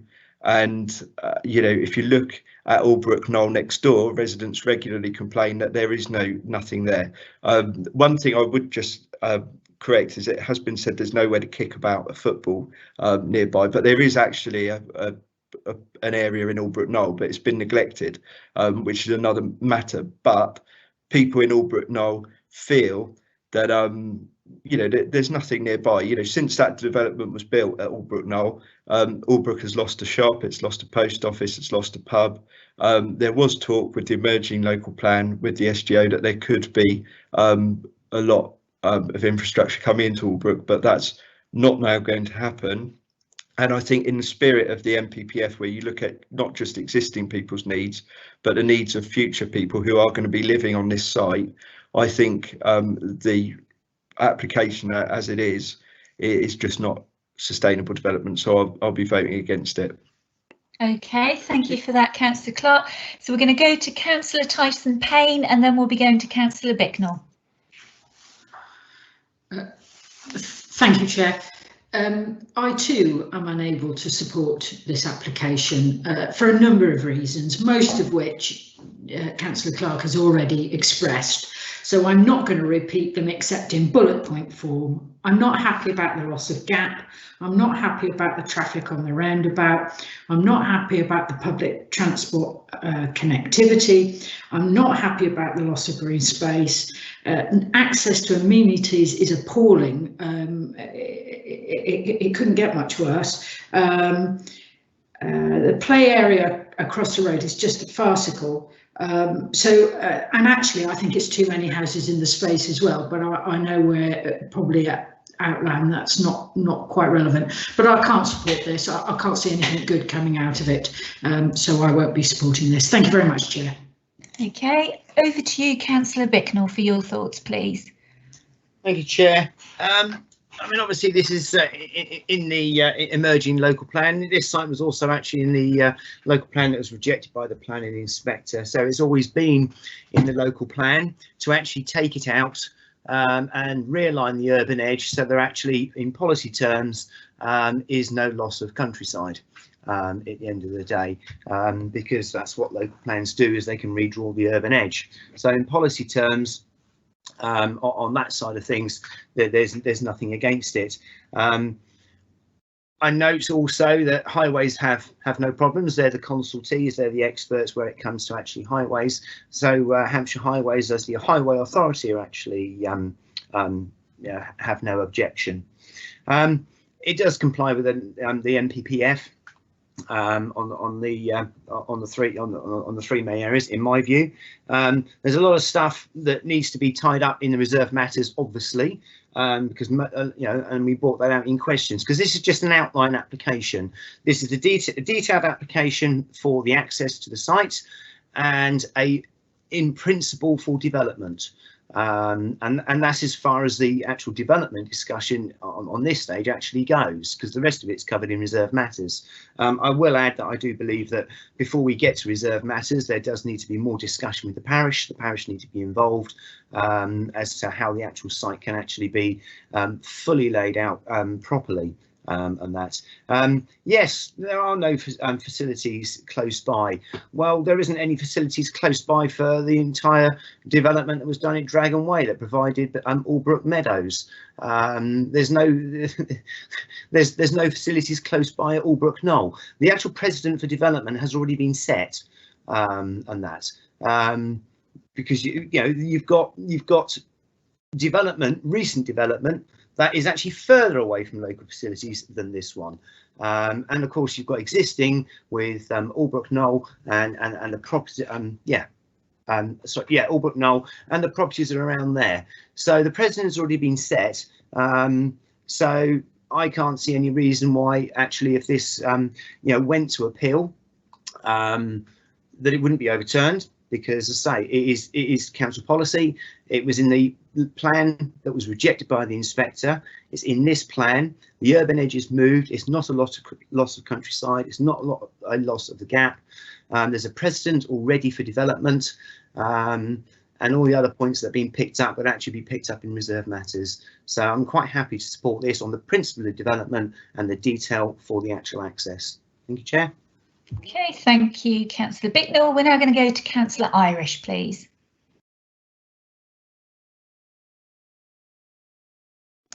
Thank you, Chair. Well, I feel very uncomfortable with this application, and I too can't support this. And I do so for many reasons, really, because I mean, Albrook's really suffered, as Councillor Clark said. It's lost its shop, it's lost its pub. I can remember the days when it had a half-hourly bus service into Eastleigh.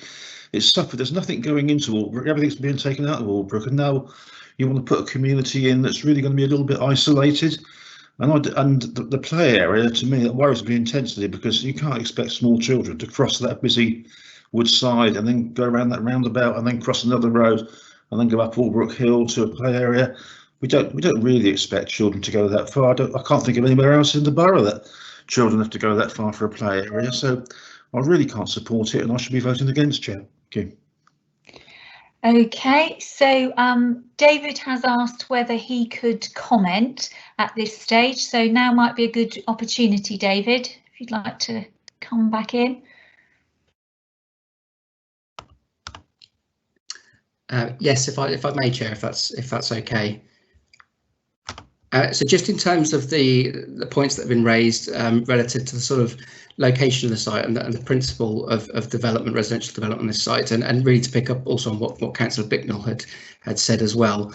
As I said in the presentation, the site is proposed to be allocated for residential development in the emerging local plan, and given the status of this plan, the advanced stage that it's reached, considerable weight can be afforded to it and the proposed allocation, and therefore that's a significant material consideration in the determination of the application.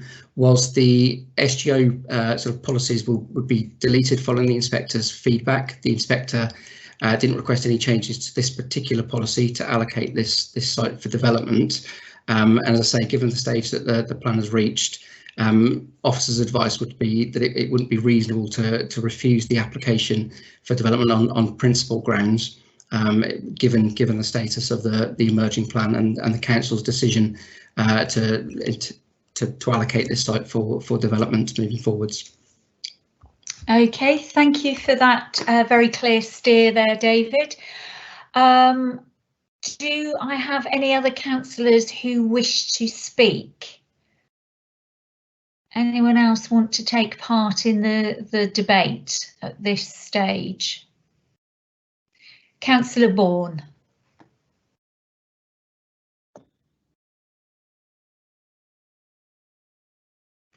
Thank you, Chair.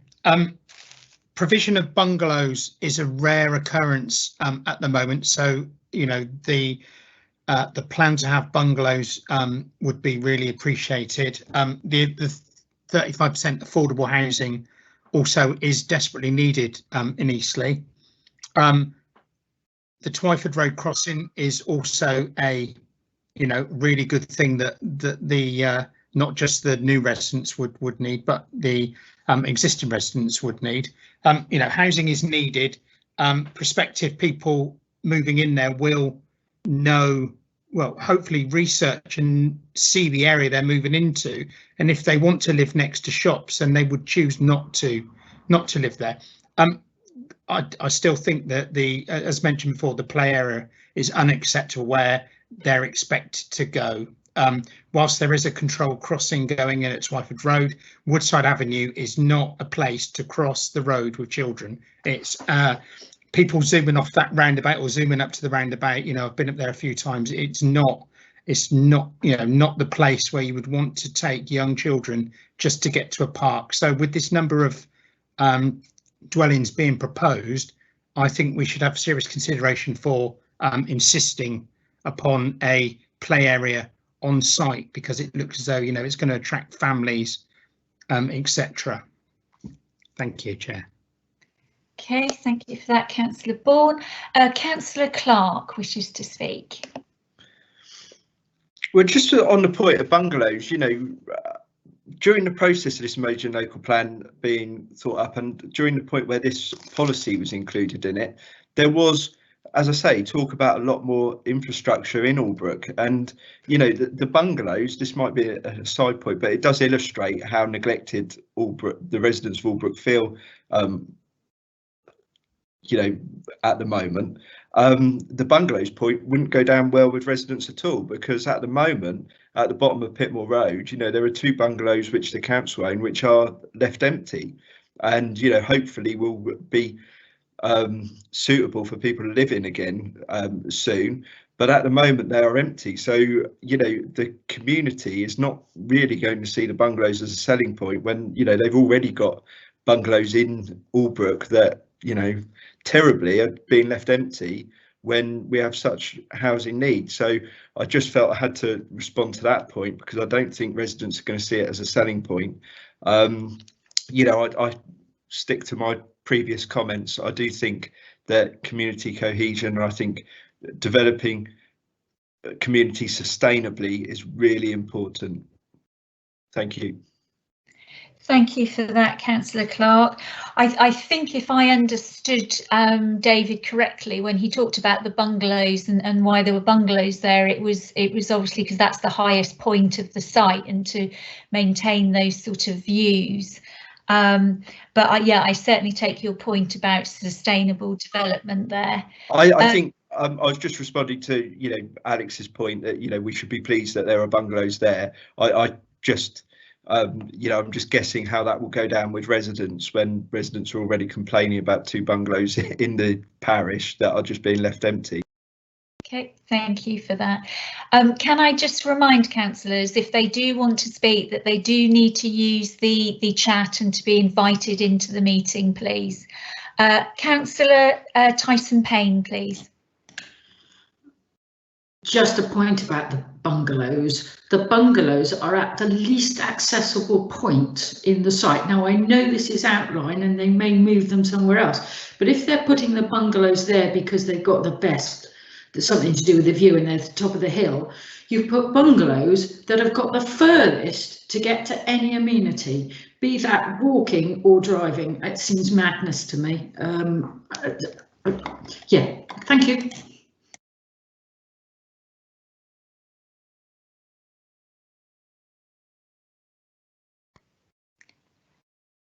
Okay, thank you, Councillor Tyson Payne.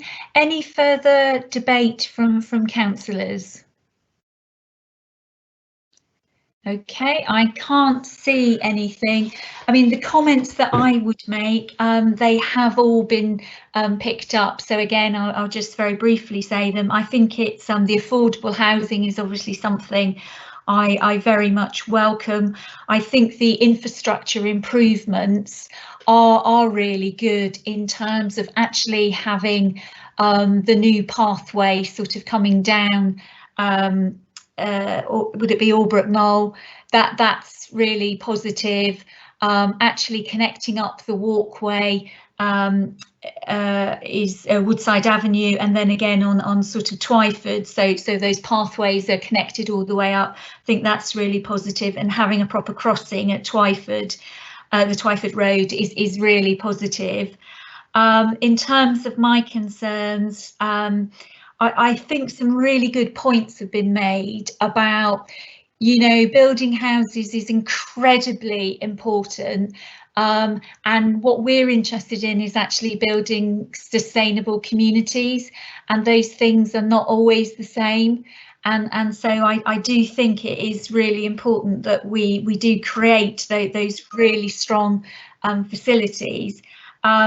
Not having the play facilities on site is problematic for me, because I think with younger children particularly, it means that they can't just go out and play, that they are always going to have to be escorted by an adult to go to the play facility, which is sort of, you know, further away from their home. And nobody's mentioned up to now noise. But I was slightly concerned by the issue of noise and some of those houses. I know that they have changed and the sort of site plan, and I know that that's only indicative, but you know, that there was, I think maybe a handful of houses where the noise might still be an issue, so that is something that does concern me. However, I think, as Councillor Bicknell sort of pointed out, in terms of this being outline planning, you know, I think the principle of it, I don't think that's an issue for me, but for me it would be really important that we nail down some of these things when it gets to reserve matters, because I think, as Councillor Clark and Councillor Tyson-Payne have already outlined, that there are some real question marks about a sustainability of a community on this site. I've got Liz Harrison, one of the council officers, who would like to respond, because David, unfortunately, his computer system's currently frozen. So Liz, would you like to join us? Yes, thank you, Chair. Apologies for that. I've been messaging with David because he's had problems. So there was just, obviously David has explained the officer's advice with regards to whether or not it's reasonable to refuse the application on grounds of the principle, and as he set out, given the status of the local plan, it's our advice that it wouldn't be reasonable to refuse it on the grounds of the principle. I just wanted to clarify with regards to the play area and whether or not it should be or shouldn't be on site. You did just mention that this is outline and further details get sorted at reserve matter stage. However, we would need to establish at this stage, in any legal agreement that went with any planning permission that was given, if members chose to do that, whether or not the play area needed to be provided on site or not. Because if it's off site, we would be securing money, and if it's on site, we would be securing its on-site provision to a particular standard, for example. But the issue we've got with that is, as David explained, there isn't an obvious place that you could put the play equipment in the current layout, and therefore, if members want it on site, we would have to explore whether or not the layout could be amended to suitably accommodate it, so that there's room for it, but with the appropriate separation distances, but also the overlooking. So I think, principle aside, if members are concerned about the play area, I think we do need to establish the situation with regards to that and what members' thoughts are. One possible option for members to consider would be deferring it back to come to a later committee, having had some exploration of whether or not the indicative layout, albeit is indicative, whether that could be amended to show a revised layout which does incorporate an on-site play area. Obviously that's not work that's been done to date, so I don't know what the outcome of that would be, but that might be that you would want to, rather than delegate it back to officers, you might want to defer that so that members themselves could see what the outcome, because it could be that it can be provided, it might be the solution that we've looked, and with that number of houses you can't get it on, and then members have got to make a decision as to whether they would want to refuse it because of lack of an on-site open space, or whether they would accept all options have been explored and they would be happy to grant permission. So I just wanted to clarify the play area is something, if permission was to be granted, we would need to know whether it's to be on-site or off-site because of what is secured in the legal agreement. So that was the only other point I just wanted to add in. Apologies, David couldn't do it himself, but that was what we wanted to say. Lovely, thank you, Liz. Thank you. Please don't go very far, because I think we might need your assistance in a moment. That's fine. Councillor Bicknell, you wanted to speak. Yes, thank you, Chair. With reference to the play area, the only thing I'm going to mention at this moment on the play area is I just draw members' attention to the Monks Brook estate, which, for those that don't know, that's Ovington Road, Titchport and Pensbridge, and that's where a play area is was always on the plans to go in. And those of us that are on the Open Space Project Board know about it, and we've seen the plans. We also know it's been delayed because of public consultation and public opposition, because there is not sufficient distance between properties and the play area. So just going on what Liz has just said with reference to on-site, I just thought I would draw that to your attention. That issue has arisen. It's, as some of us know, it is still ongoing, and actually there is no play area in because of it, and that was because of residents' objections. So I just thought I'd raise that, because you know what Liz has said, we could be there again. Thank you. Okay, thank you very much for that. Councillor Irish.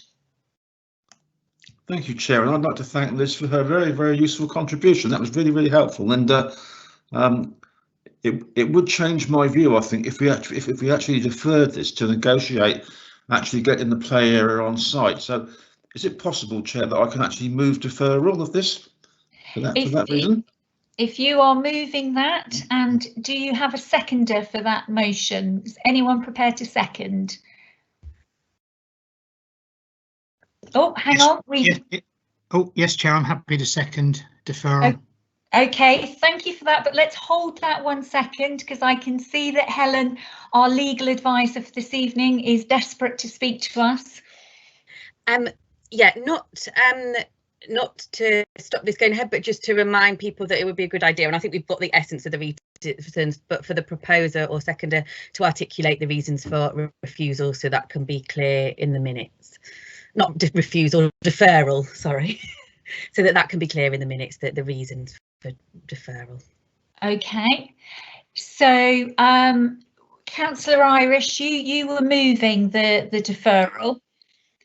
Yeah. So do you want to just clearly articulate why you were doing that, so it can be reported? I'd like to move deferral so that we can explore the possibilities of improving amenity sites, in particular the play area, and trying to accommodate the play area on site, because I feel uncomfortable about going ahead and saying that we could do it and then perhaps we lose it. So I think you have deferral and to negotiate with the developer and look again at the site plan and everything, and the layout, and see if we can accommodate that play area on site. Okay, Helen, I can see you're nodding, so you're happy that that's clear? Yes. Okay. So I always love it when we do new things. So this is the first time I've been involved with a deferral. So we've had the motion, it's been proposed and it's been seconded. So I'm assuming if there's no debate on it. Oh, hang on. We have Guy wishes to speak. Apologies, Chair. I think before Guy speaks, Councillor Tyson-Payne had a question for Helen before we go to Guy that may be relevant. Lovely. OK, we'll go to Councillor Tyson-Payne and then we'll go to Guy. So my question is, if we're voting on deferment, that means we're not voting on whether or not we accept or don't accept this plan, are we not? So it feels to me like we've jumped the gun, because surely we need to make a decision as to whether or not we are happy with saying yes or no before we decide whether or not we want to put restrictions on it. Maybe I've got it wrong, but it seems back to front to me. Sorry, Helen. No, that's a fair question. I think neither approach would be incorrect. We could first vote on whether we're happy to accept it as it is, and if that doesn't pass, then we could move a deferral. But if the given that a deferral has been proposed and I believe seconded, what can then happen is that we can have the vote on the principle of an amendment to state that the recommendation is to defer on the wording given, and if that passes, then the committee would vote on that as the substantive motion. Is that correct, Laura? Yes, it is. So either way, if it doesn't pass, then we go back to the alternative. Okay, so as I understand it at the moment, we have Councillor Irish moved the motion to defer, and that was seconded by Councillor Bourne. I was about to say, do we need to then vote on that? But Guy, I'm going to go to Guy first. Once we've heard what Guy's got to say, then we may or may not go to Councillor Bicknell, but we'll definitely be going to Guy. Thank you, Chair.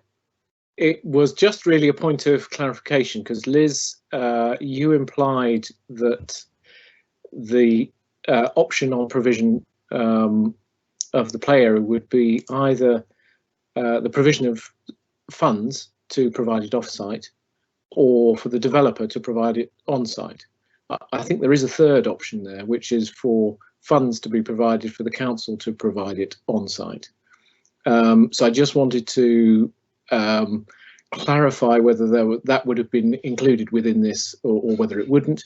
I know from my own personal preference, we may well, as officers, we tend to prefer the latter option because we have more control over the quality of the play area. Now, I know Paul, Councillor Bicknell may well have concerns about the speed of delivery, but that is about if it were to be deferred, then we would need to ensure that the distances from homes and so on are adequate so that we could move that through more quickly and so on. So with all those reservations, it would I just wanted to clarify whether what the restrictions are in those instances before you sort of consider that.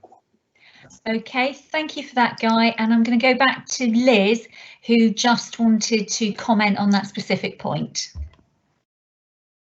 Thank you, Chair. Yes, just to confirm what Guy has just said, yes, there are three options. The distinction I was trying to make was between on and off site, but with the on-site provision, it could be provided by the developer, and we would set out in the legal agreement that it had to be provided to a certain standard and to a certain amount of play value.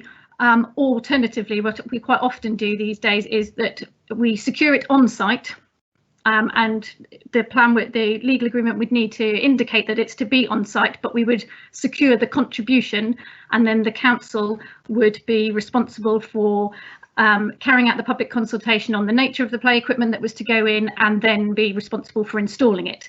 But the point I made before about needing to know whether it's on or off site is still valid. It's just there are then two options for the on site. Okay, so if I've understood you correctly, if we want to defer, the reason that we're deferring is because we want that exploration to take place to see if it's even possible to have it on site. So that exercise will take place if the motion is passed and we do defer it, and then obviously at a later date it will come back to us, and either we will have explored that option and we know that it's not possible and we can consider other options, or we know that it will be possible on site and it can either be provided directly by the developer or it will be provided by the council with funding from the developer. But picking up Councillor Tyson-Payne's point, it is still possible at that later point that it still may not be passed on some other sort of reason, but at least we will definitely know what the situation is in regards to the play area, because that seems to be an issue that was of major concern to the vast majority of councillors.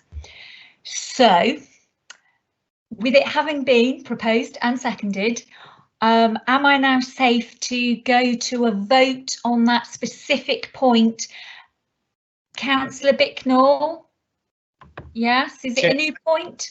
Well, actually, because we've got an amendment on the table, we can debate the amendment of the referral. Hence why I put up speak after Guy. But obviously, Liz did need to confirm something that actually Guy said, which is why I didn't say anything at the time. I just want to backtrack on what Guy and Liz have said about the play areas before I go into debate. I would fully endorse that the council install a play area on site. We don't leave it to the developers. We've had problems in the past, but actually now Paul Naylor's team are doing very well at installing very good, high quality play areas, sometimes on a shoestring budget, I hasten to add. The problems we've had in the past of getting them installed, we've overcome, and we actually do get them in. We get them in on time. We get them in quick. And I would fully endorse that we do it ourselves, taking the money from the developer, rather than leave it to a developer to do. So I fully endorse those comments from Guy and from Liz.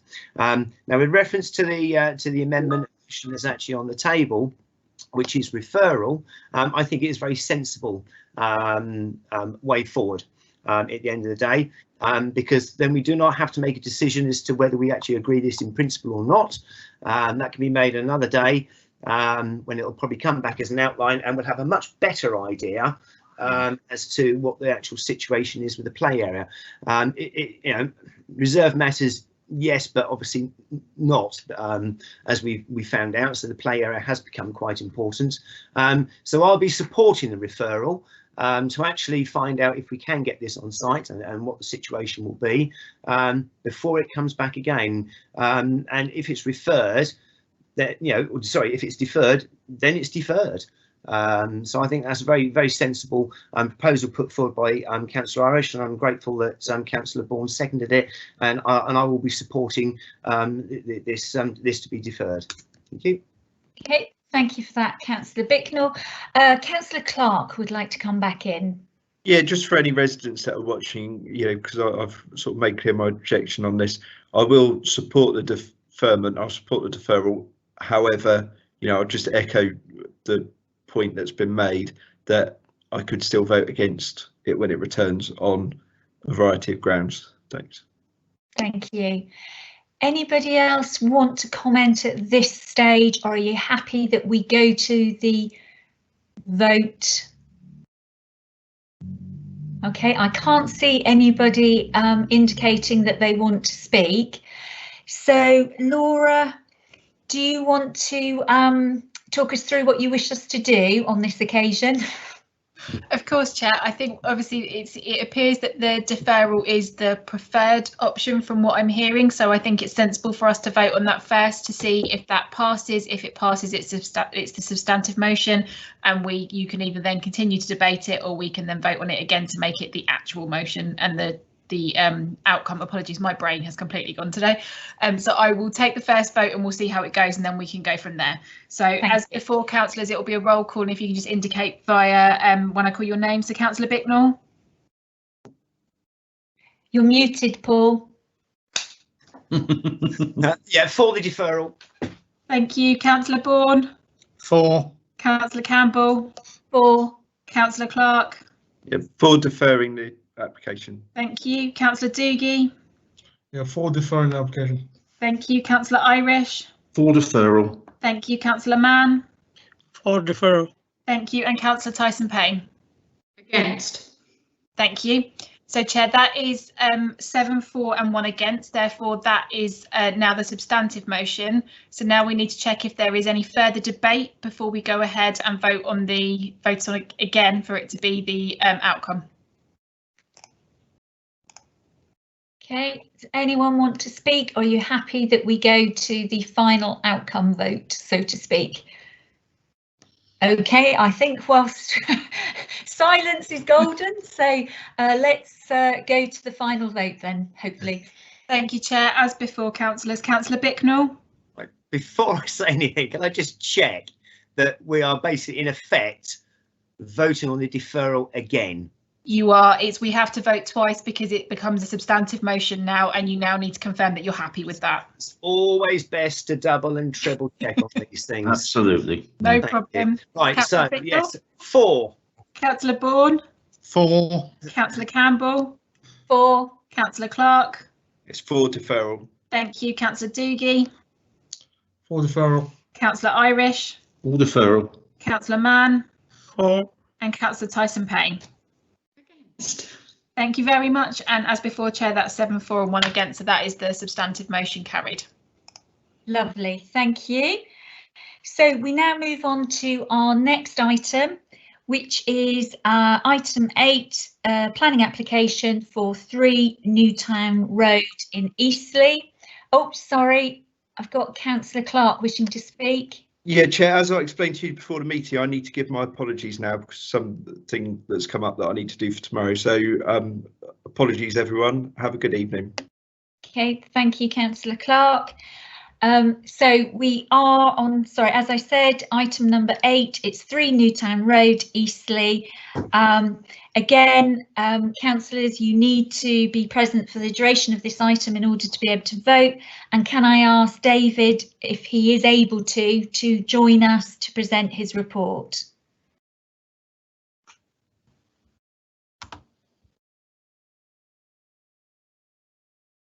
Thank you, Chair.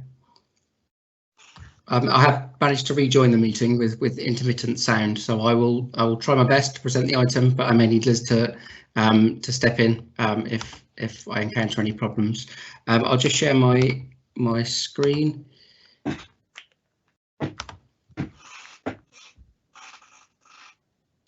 Can somebody just confirm they can see that? Yeah.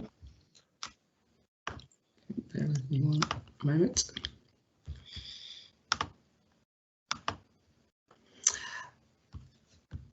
Okay, so our next item is a household planning application for 3 Newtown Road in Eastleigh, and it seeks approval for a single-storey side and rear extension. This is the application site. You can see here outlined in red. It's traditional 2-storey mid-terrace Victorian property and is set to the western side of Newtown Road. This is the proposed site layout. As you can see, the extension has an L-shaped footprint and wraps around the property's existing 2-storey rear projection. It'd be proportionate to the dwelling in terms of its footprint and would not extend beyond the immediate neighbouring property's existing rear projections. You can see the rear of the property as existing in the image on the right-hand side of the screen. The neighbour to the right, which is number 1 Newtown Road, does have windows in the facing elevation, and there will be a degree of impact upon these from the development. However, these are already impacted to a degree by the boundary fencing, and the extension, as you'll see in the following slides, has been designed with a flat roof to minimise any impact, and the resulting relationship is not considered to be unacceptable. These are the existing and proposed floor plans. The extension will project 2 metres further beyond the existing rear projection, and as you can see, it's provided an enlarged kitchen within the property. So these are the existing and proposed elevations. As said previously, the extension has been designed with a flat roof, which limits its impacts on the neighbouring property. Whilst it's contemporary in design, it's complementary to the appearance of the property, and being situated to the rear will have no impact on the street scene. So just to sum up, the extension is proportionate in scale, complementary in design to the existing property, and respects the character of the area. The impact on neighbouring properties is considered to be acceptable and no objections have been received. It therefore complies with Safe Policy 59B of the adopted local plan and the requirements of the Council's Quality Places SPD, and the recommendation is therefore to permit, subject to the conditions set out in the agenda. Thank you, Chair. Thank you, David. I don't believe that we have any speakers on this particular matter, so I'll open it up to members if they have any questions at all. No, no one's indicating a question on this. So do I have a proposal? Oh, sorry, Councillor Payne, just got in there.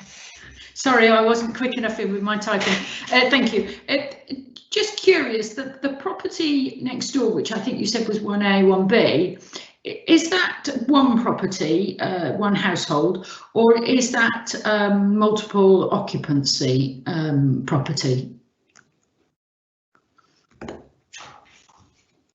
David, are you able to answer?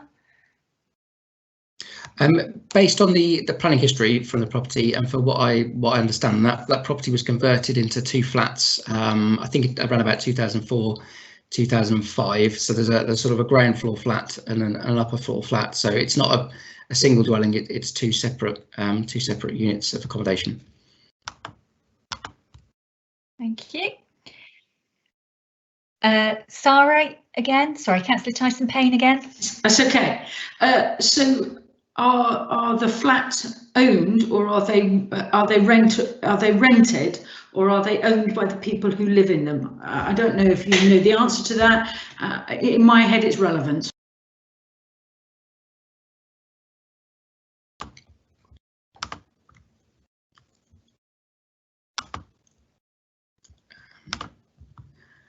Apologies, I only heard part of that, but I think the question was about ownership of the flats. Yep. The answer is I don't know whether or not they're rented or they're privately owned by the occupiers. I mean, from a planning point of view, that wouldn't be a material consideration. Every occupier, whether they rent a property, whether they own it, has the same sort of right to amenity, and that's considered in the same way, regardless of the sort of tenure or ownership of the property. Okay, thank you for that, David. I believe Councillor Irish has a question. Well, not a question as much, Chair. It's just a point of information. I can tell you that the flats are rented because I did know the previous owner, and she was having an awful job trying to sell it with her tenants in situ. So I'm pretty well 99.5% sure that they are rented. Okay, thank you for that. But as David told us, that's not relevant, so we don't need to overly concern ourselves with that. Any questions? I saw Councillor Bicknell look like he was putting his camera on. I thought he was going to ask a question, but he's not. Okay, so can I have a proposer, please? Happy to propose, Chair. Thank you, Councillor Bourne, and a seconder, please. Councillor Bicknell, you got there slightly ahead of Councillor Irish. Is there any debate on this one? No debate. So, Laura, can I pass over to you for the vote, please? Of course you can, Chair. Councillor Bicknell? In favour. Councillor Bourne? For. Councillor Campbell? For. Councillor Clark? Oh, apologies, Councillor Clark's left the meeting. Councillor Doogie? For. Councillor Irish? Councillor Irish? You're muted. You're muted, Councillor Irish. Apologies, I'm for. Yeah. Thank you, Councillor Mann. For. And Councillor Tyson Payne. For. Thank you very much. That's unanimous, Chair. Lovely. Thank you, everybody. So we now move on to our last item on tonight's agenda, which is the financial management report. So can I ask Guy, please, to introduce his report? Thank you, Chair. This is a report. It has 10 recommendations, some of which require further detail, but it seeks to allocate developers' contributions. So I'll just go through those fairly quickly, and I won't go into any further depth, but I'll be happy, of course, to take any questions. So the first one is for £250,000 to be allocated to support an emerging town centre improvement programme. The details still to be worked up. We are working those up. There's an officer team to bring some more proposals to you. £164,000 or near £165,000, which are already collected, but to allocate those collected developers' contributions for the purpose of the new community building at Albrook Parish. This is sort of a fund that is being pooled to create that at some stage in the future. 150, nearly £7,000 allocated for local healthcare facilities, again from previous developments. The details, again, we're still working with our the CCG, the Clinical Commissioning Group, and the NHS property teams to work out what those improvements are, and we'll come back to you with more details on those. £97,000 for a 3-year subsidy for the diversion and extension into the evening of the bus route, the Blue Star 2 bus route onto the North Stoneham Park development. Currently goes up Stoneham Lane, and Mr. Zitron will go into the new estate and serve those new residents. And we do normally subsidise bus routes to allow them to become more commercially viable while the estate is built and bus patronage is established. The free space skate park, we're proposing an additional 77,000 to bring up a project pot of 150,000. Obviously, we've had the sad occurrence of very significant vandalism up there. This money was already allocated, or the intention certainly councillors had of proceeding with this project anyway. So that work has really, or that vandalism has brought that project forward. So we're trying to bring that more quickly to fruition. £50,000 to the Fleming Park play area and paddling pool. Again, a project that councillors have supported and allocated funds, already some funds to. So this brings to a pot of just over £80,000 for that project. £45,000 for flood management measures at Fleming Park, particularly affecting the pavilion on the park. Again, we've tried various attempts to address this, and we are now seeking some specialist advice to develop a longer term solution. £40,000, excuse me, allocated for extension of the Wells Place event space, which addresses some highway safety concerns, but also extends that event space. That does include, we've got a detailed design on that, so we're fairly confident that that can actually deliver that project. £8,000 allocated for vehicle access at Albrook Meadows. Now, this is addresses a concern that we've got with the current access through privately maintained land through a narrow access, and this then will help our street scene team maintain it, and potentially Albrook Parish, who have expressed a desire to transfer that asset and for them to access the site with tractors and flails and so on. And lastly, £1,050 allocated for 3 community grants, which we received earlier in the year, but we didn't consider at this committee because they came in through the borough-wide grant system, and it was only subsequently that we found out that actually they are only providing services within the Eastleigh local area, not borough-wide, in fact. So they went in through the wrong route. So this is just correcting that error. So I'm happy to take any questions that councillors have on any of those projects. Okay, lovely. I see that Councillor Bourne has a question. No, not a question. It was just really just commenting on the whole report. So did you want to take questions first? Apologies. Yeah, we'll do questions first if anyone has any. No, I don't think anybody's got any questions. So can I ask for a proposer, please? Happy to propose, Chair. Thank you, Councillor Bourne, and a seconder, please. Second, Chair. Thank you, Councillor Irish. So now I'll go to you, Councillor Bourne, for opening up any debate, please. Thank you, Chair. Just want to mention a few points. I understand what's been said about the bus route. It just feels wrong that we're being held to ransom by Blue Star, that they need £97,000 to stop the bus going around 2 corners to go through a major development where there's lots and lots of customers. But you know, we've had to agree that, and it's coming out of contributions. But you know, it's just a shame that that had to happen. Free space, deeply saddened by the mindless vandalism to this site, and I look forward to getting further monies, hopefully from other bodies, to make this an even better and an awesome skate park, because it is a facility that is renowned in the area, and I've had lots of people contact me to make sure that, you know, we are going to reinstate it. So rather than reinstate it, we're going to make it even better. So really pleased about that.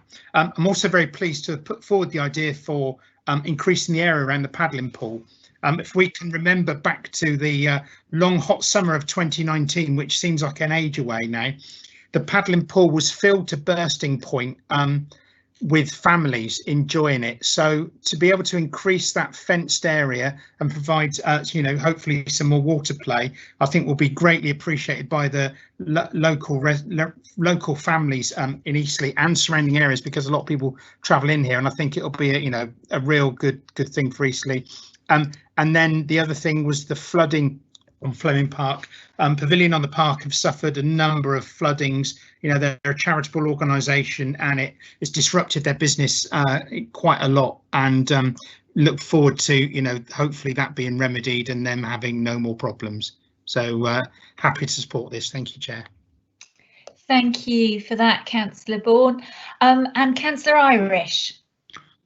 Thank you, Chair. Yeah, on the subsidy for Blue Star, yeah, I'm not against that, but the Blue Star 2 service, I haven't used it for a while since the COVID problems, but I believe it's a 15-minute frequency during the day, which is excellent. So that's a really good bus service, but not so good in the evenings and on Sundays. So is this £97,000 going to be providing an extra service or extra services in the evening and on Sundays? Do you want me to come back? Yes, please, Guy. To that, Chair, at that point. Yes, I have to confess, I don't know precisely how many services this gets us into the evening. I'll certainly come back with some more detail, but it does extend the service into the evening. So that's a service that you're not getting currently. So there is addition being added as a result of the funds. The diversion is was the company successfully argued that their patronage would reduce from the diversion. Now this is really for the county council to negotiate, but they accepted the argument that their patronage would reduce, and therefore the commercial viability of the route would be affected and would require some form of subsidy. And the level was negotiated on that basis. So it's a combination of an element of subsidy while new patronage is secured, because these businesses do have to operate, and we do subsidise other bus services as well, particularly elsewhere. But it is also getting additional services as well as that subsidy. Thank you. Okay, anyone else want to speak on this? I can't see anybody. Oh, yep, Councillor Bicknell, you just got in there. You should have guessed my camera was starting to warm up and wind up. No, I just want just looking through this money that's allocated here, and I just think that it just shows the things that we actually do for the local community, the investment we actually make, and the commitment we have to the actual town and the surrounding areas and such like. Obviously this is all all pretty much all developers' contributions, and so at the end of the day, it does also show the benefits that development can bring in the actual thing that you're actually building, whether it be a house or a sports centre or whatever, but then how that development can then help the surrounding area and give us the high quality, high class play areas and such like that we have in the area, and that. So yeah, a great package for the area, and I say Councillor Bourne's picked up most of the summary on all the points. So I'm not going to go over them, but yeah, great work by everyone. So well done. Okay, thank you very much for that, Councillor Bicknell. And I just want to add just a couple of sentences on the end of that. I would completely endorse everything that Councillor Bicknell said there, and also what Councillor Bourne said prior to that. I would like to just draw special attention to the £250,000 that's being allocated towards the town centre improvement programme. I think that's incredibly important because, you know, we all know that we're going to be facing a really challenging time as all town centres are having to transition from what they have traditionally been, which is very much, you know, geared around retail, to now having to transition to something new, which is much more broadly based and which includes sort of, you know, more emphasis on things like leisure and, you know, may have some commercial aspects mixed in with it, and community and also housing. So hopefully it's going to be a much more robust and sustainable model.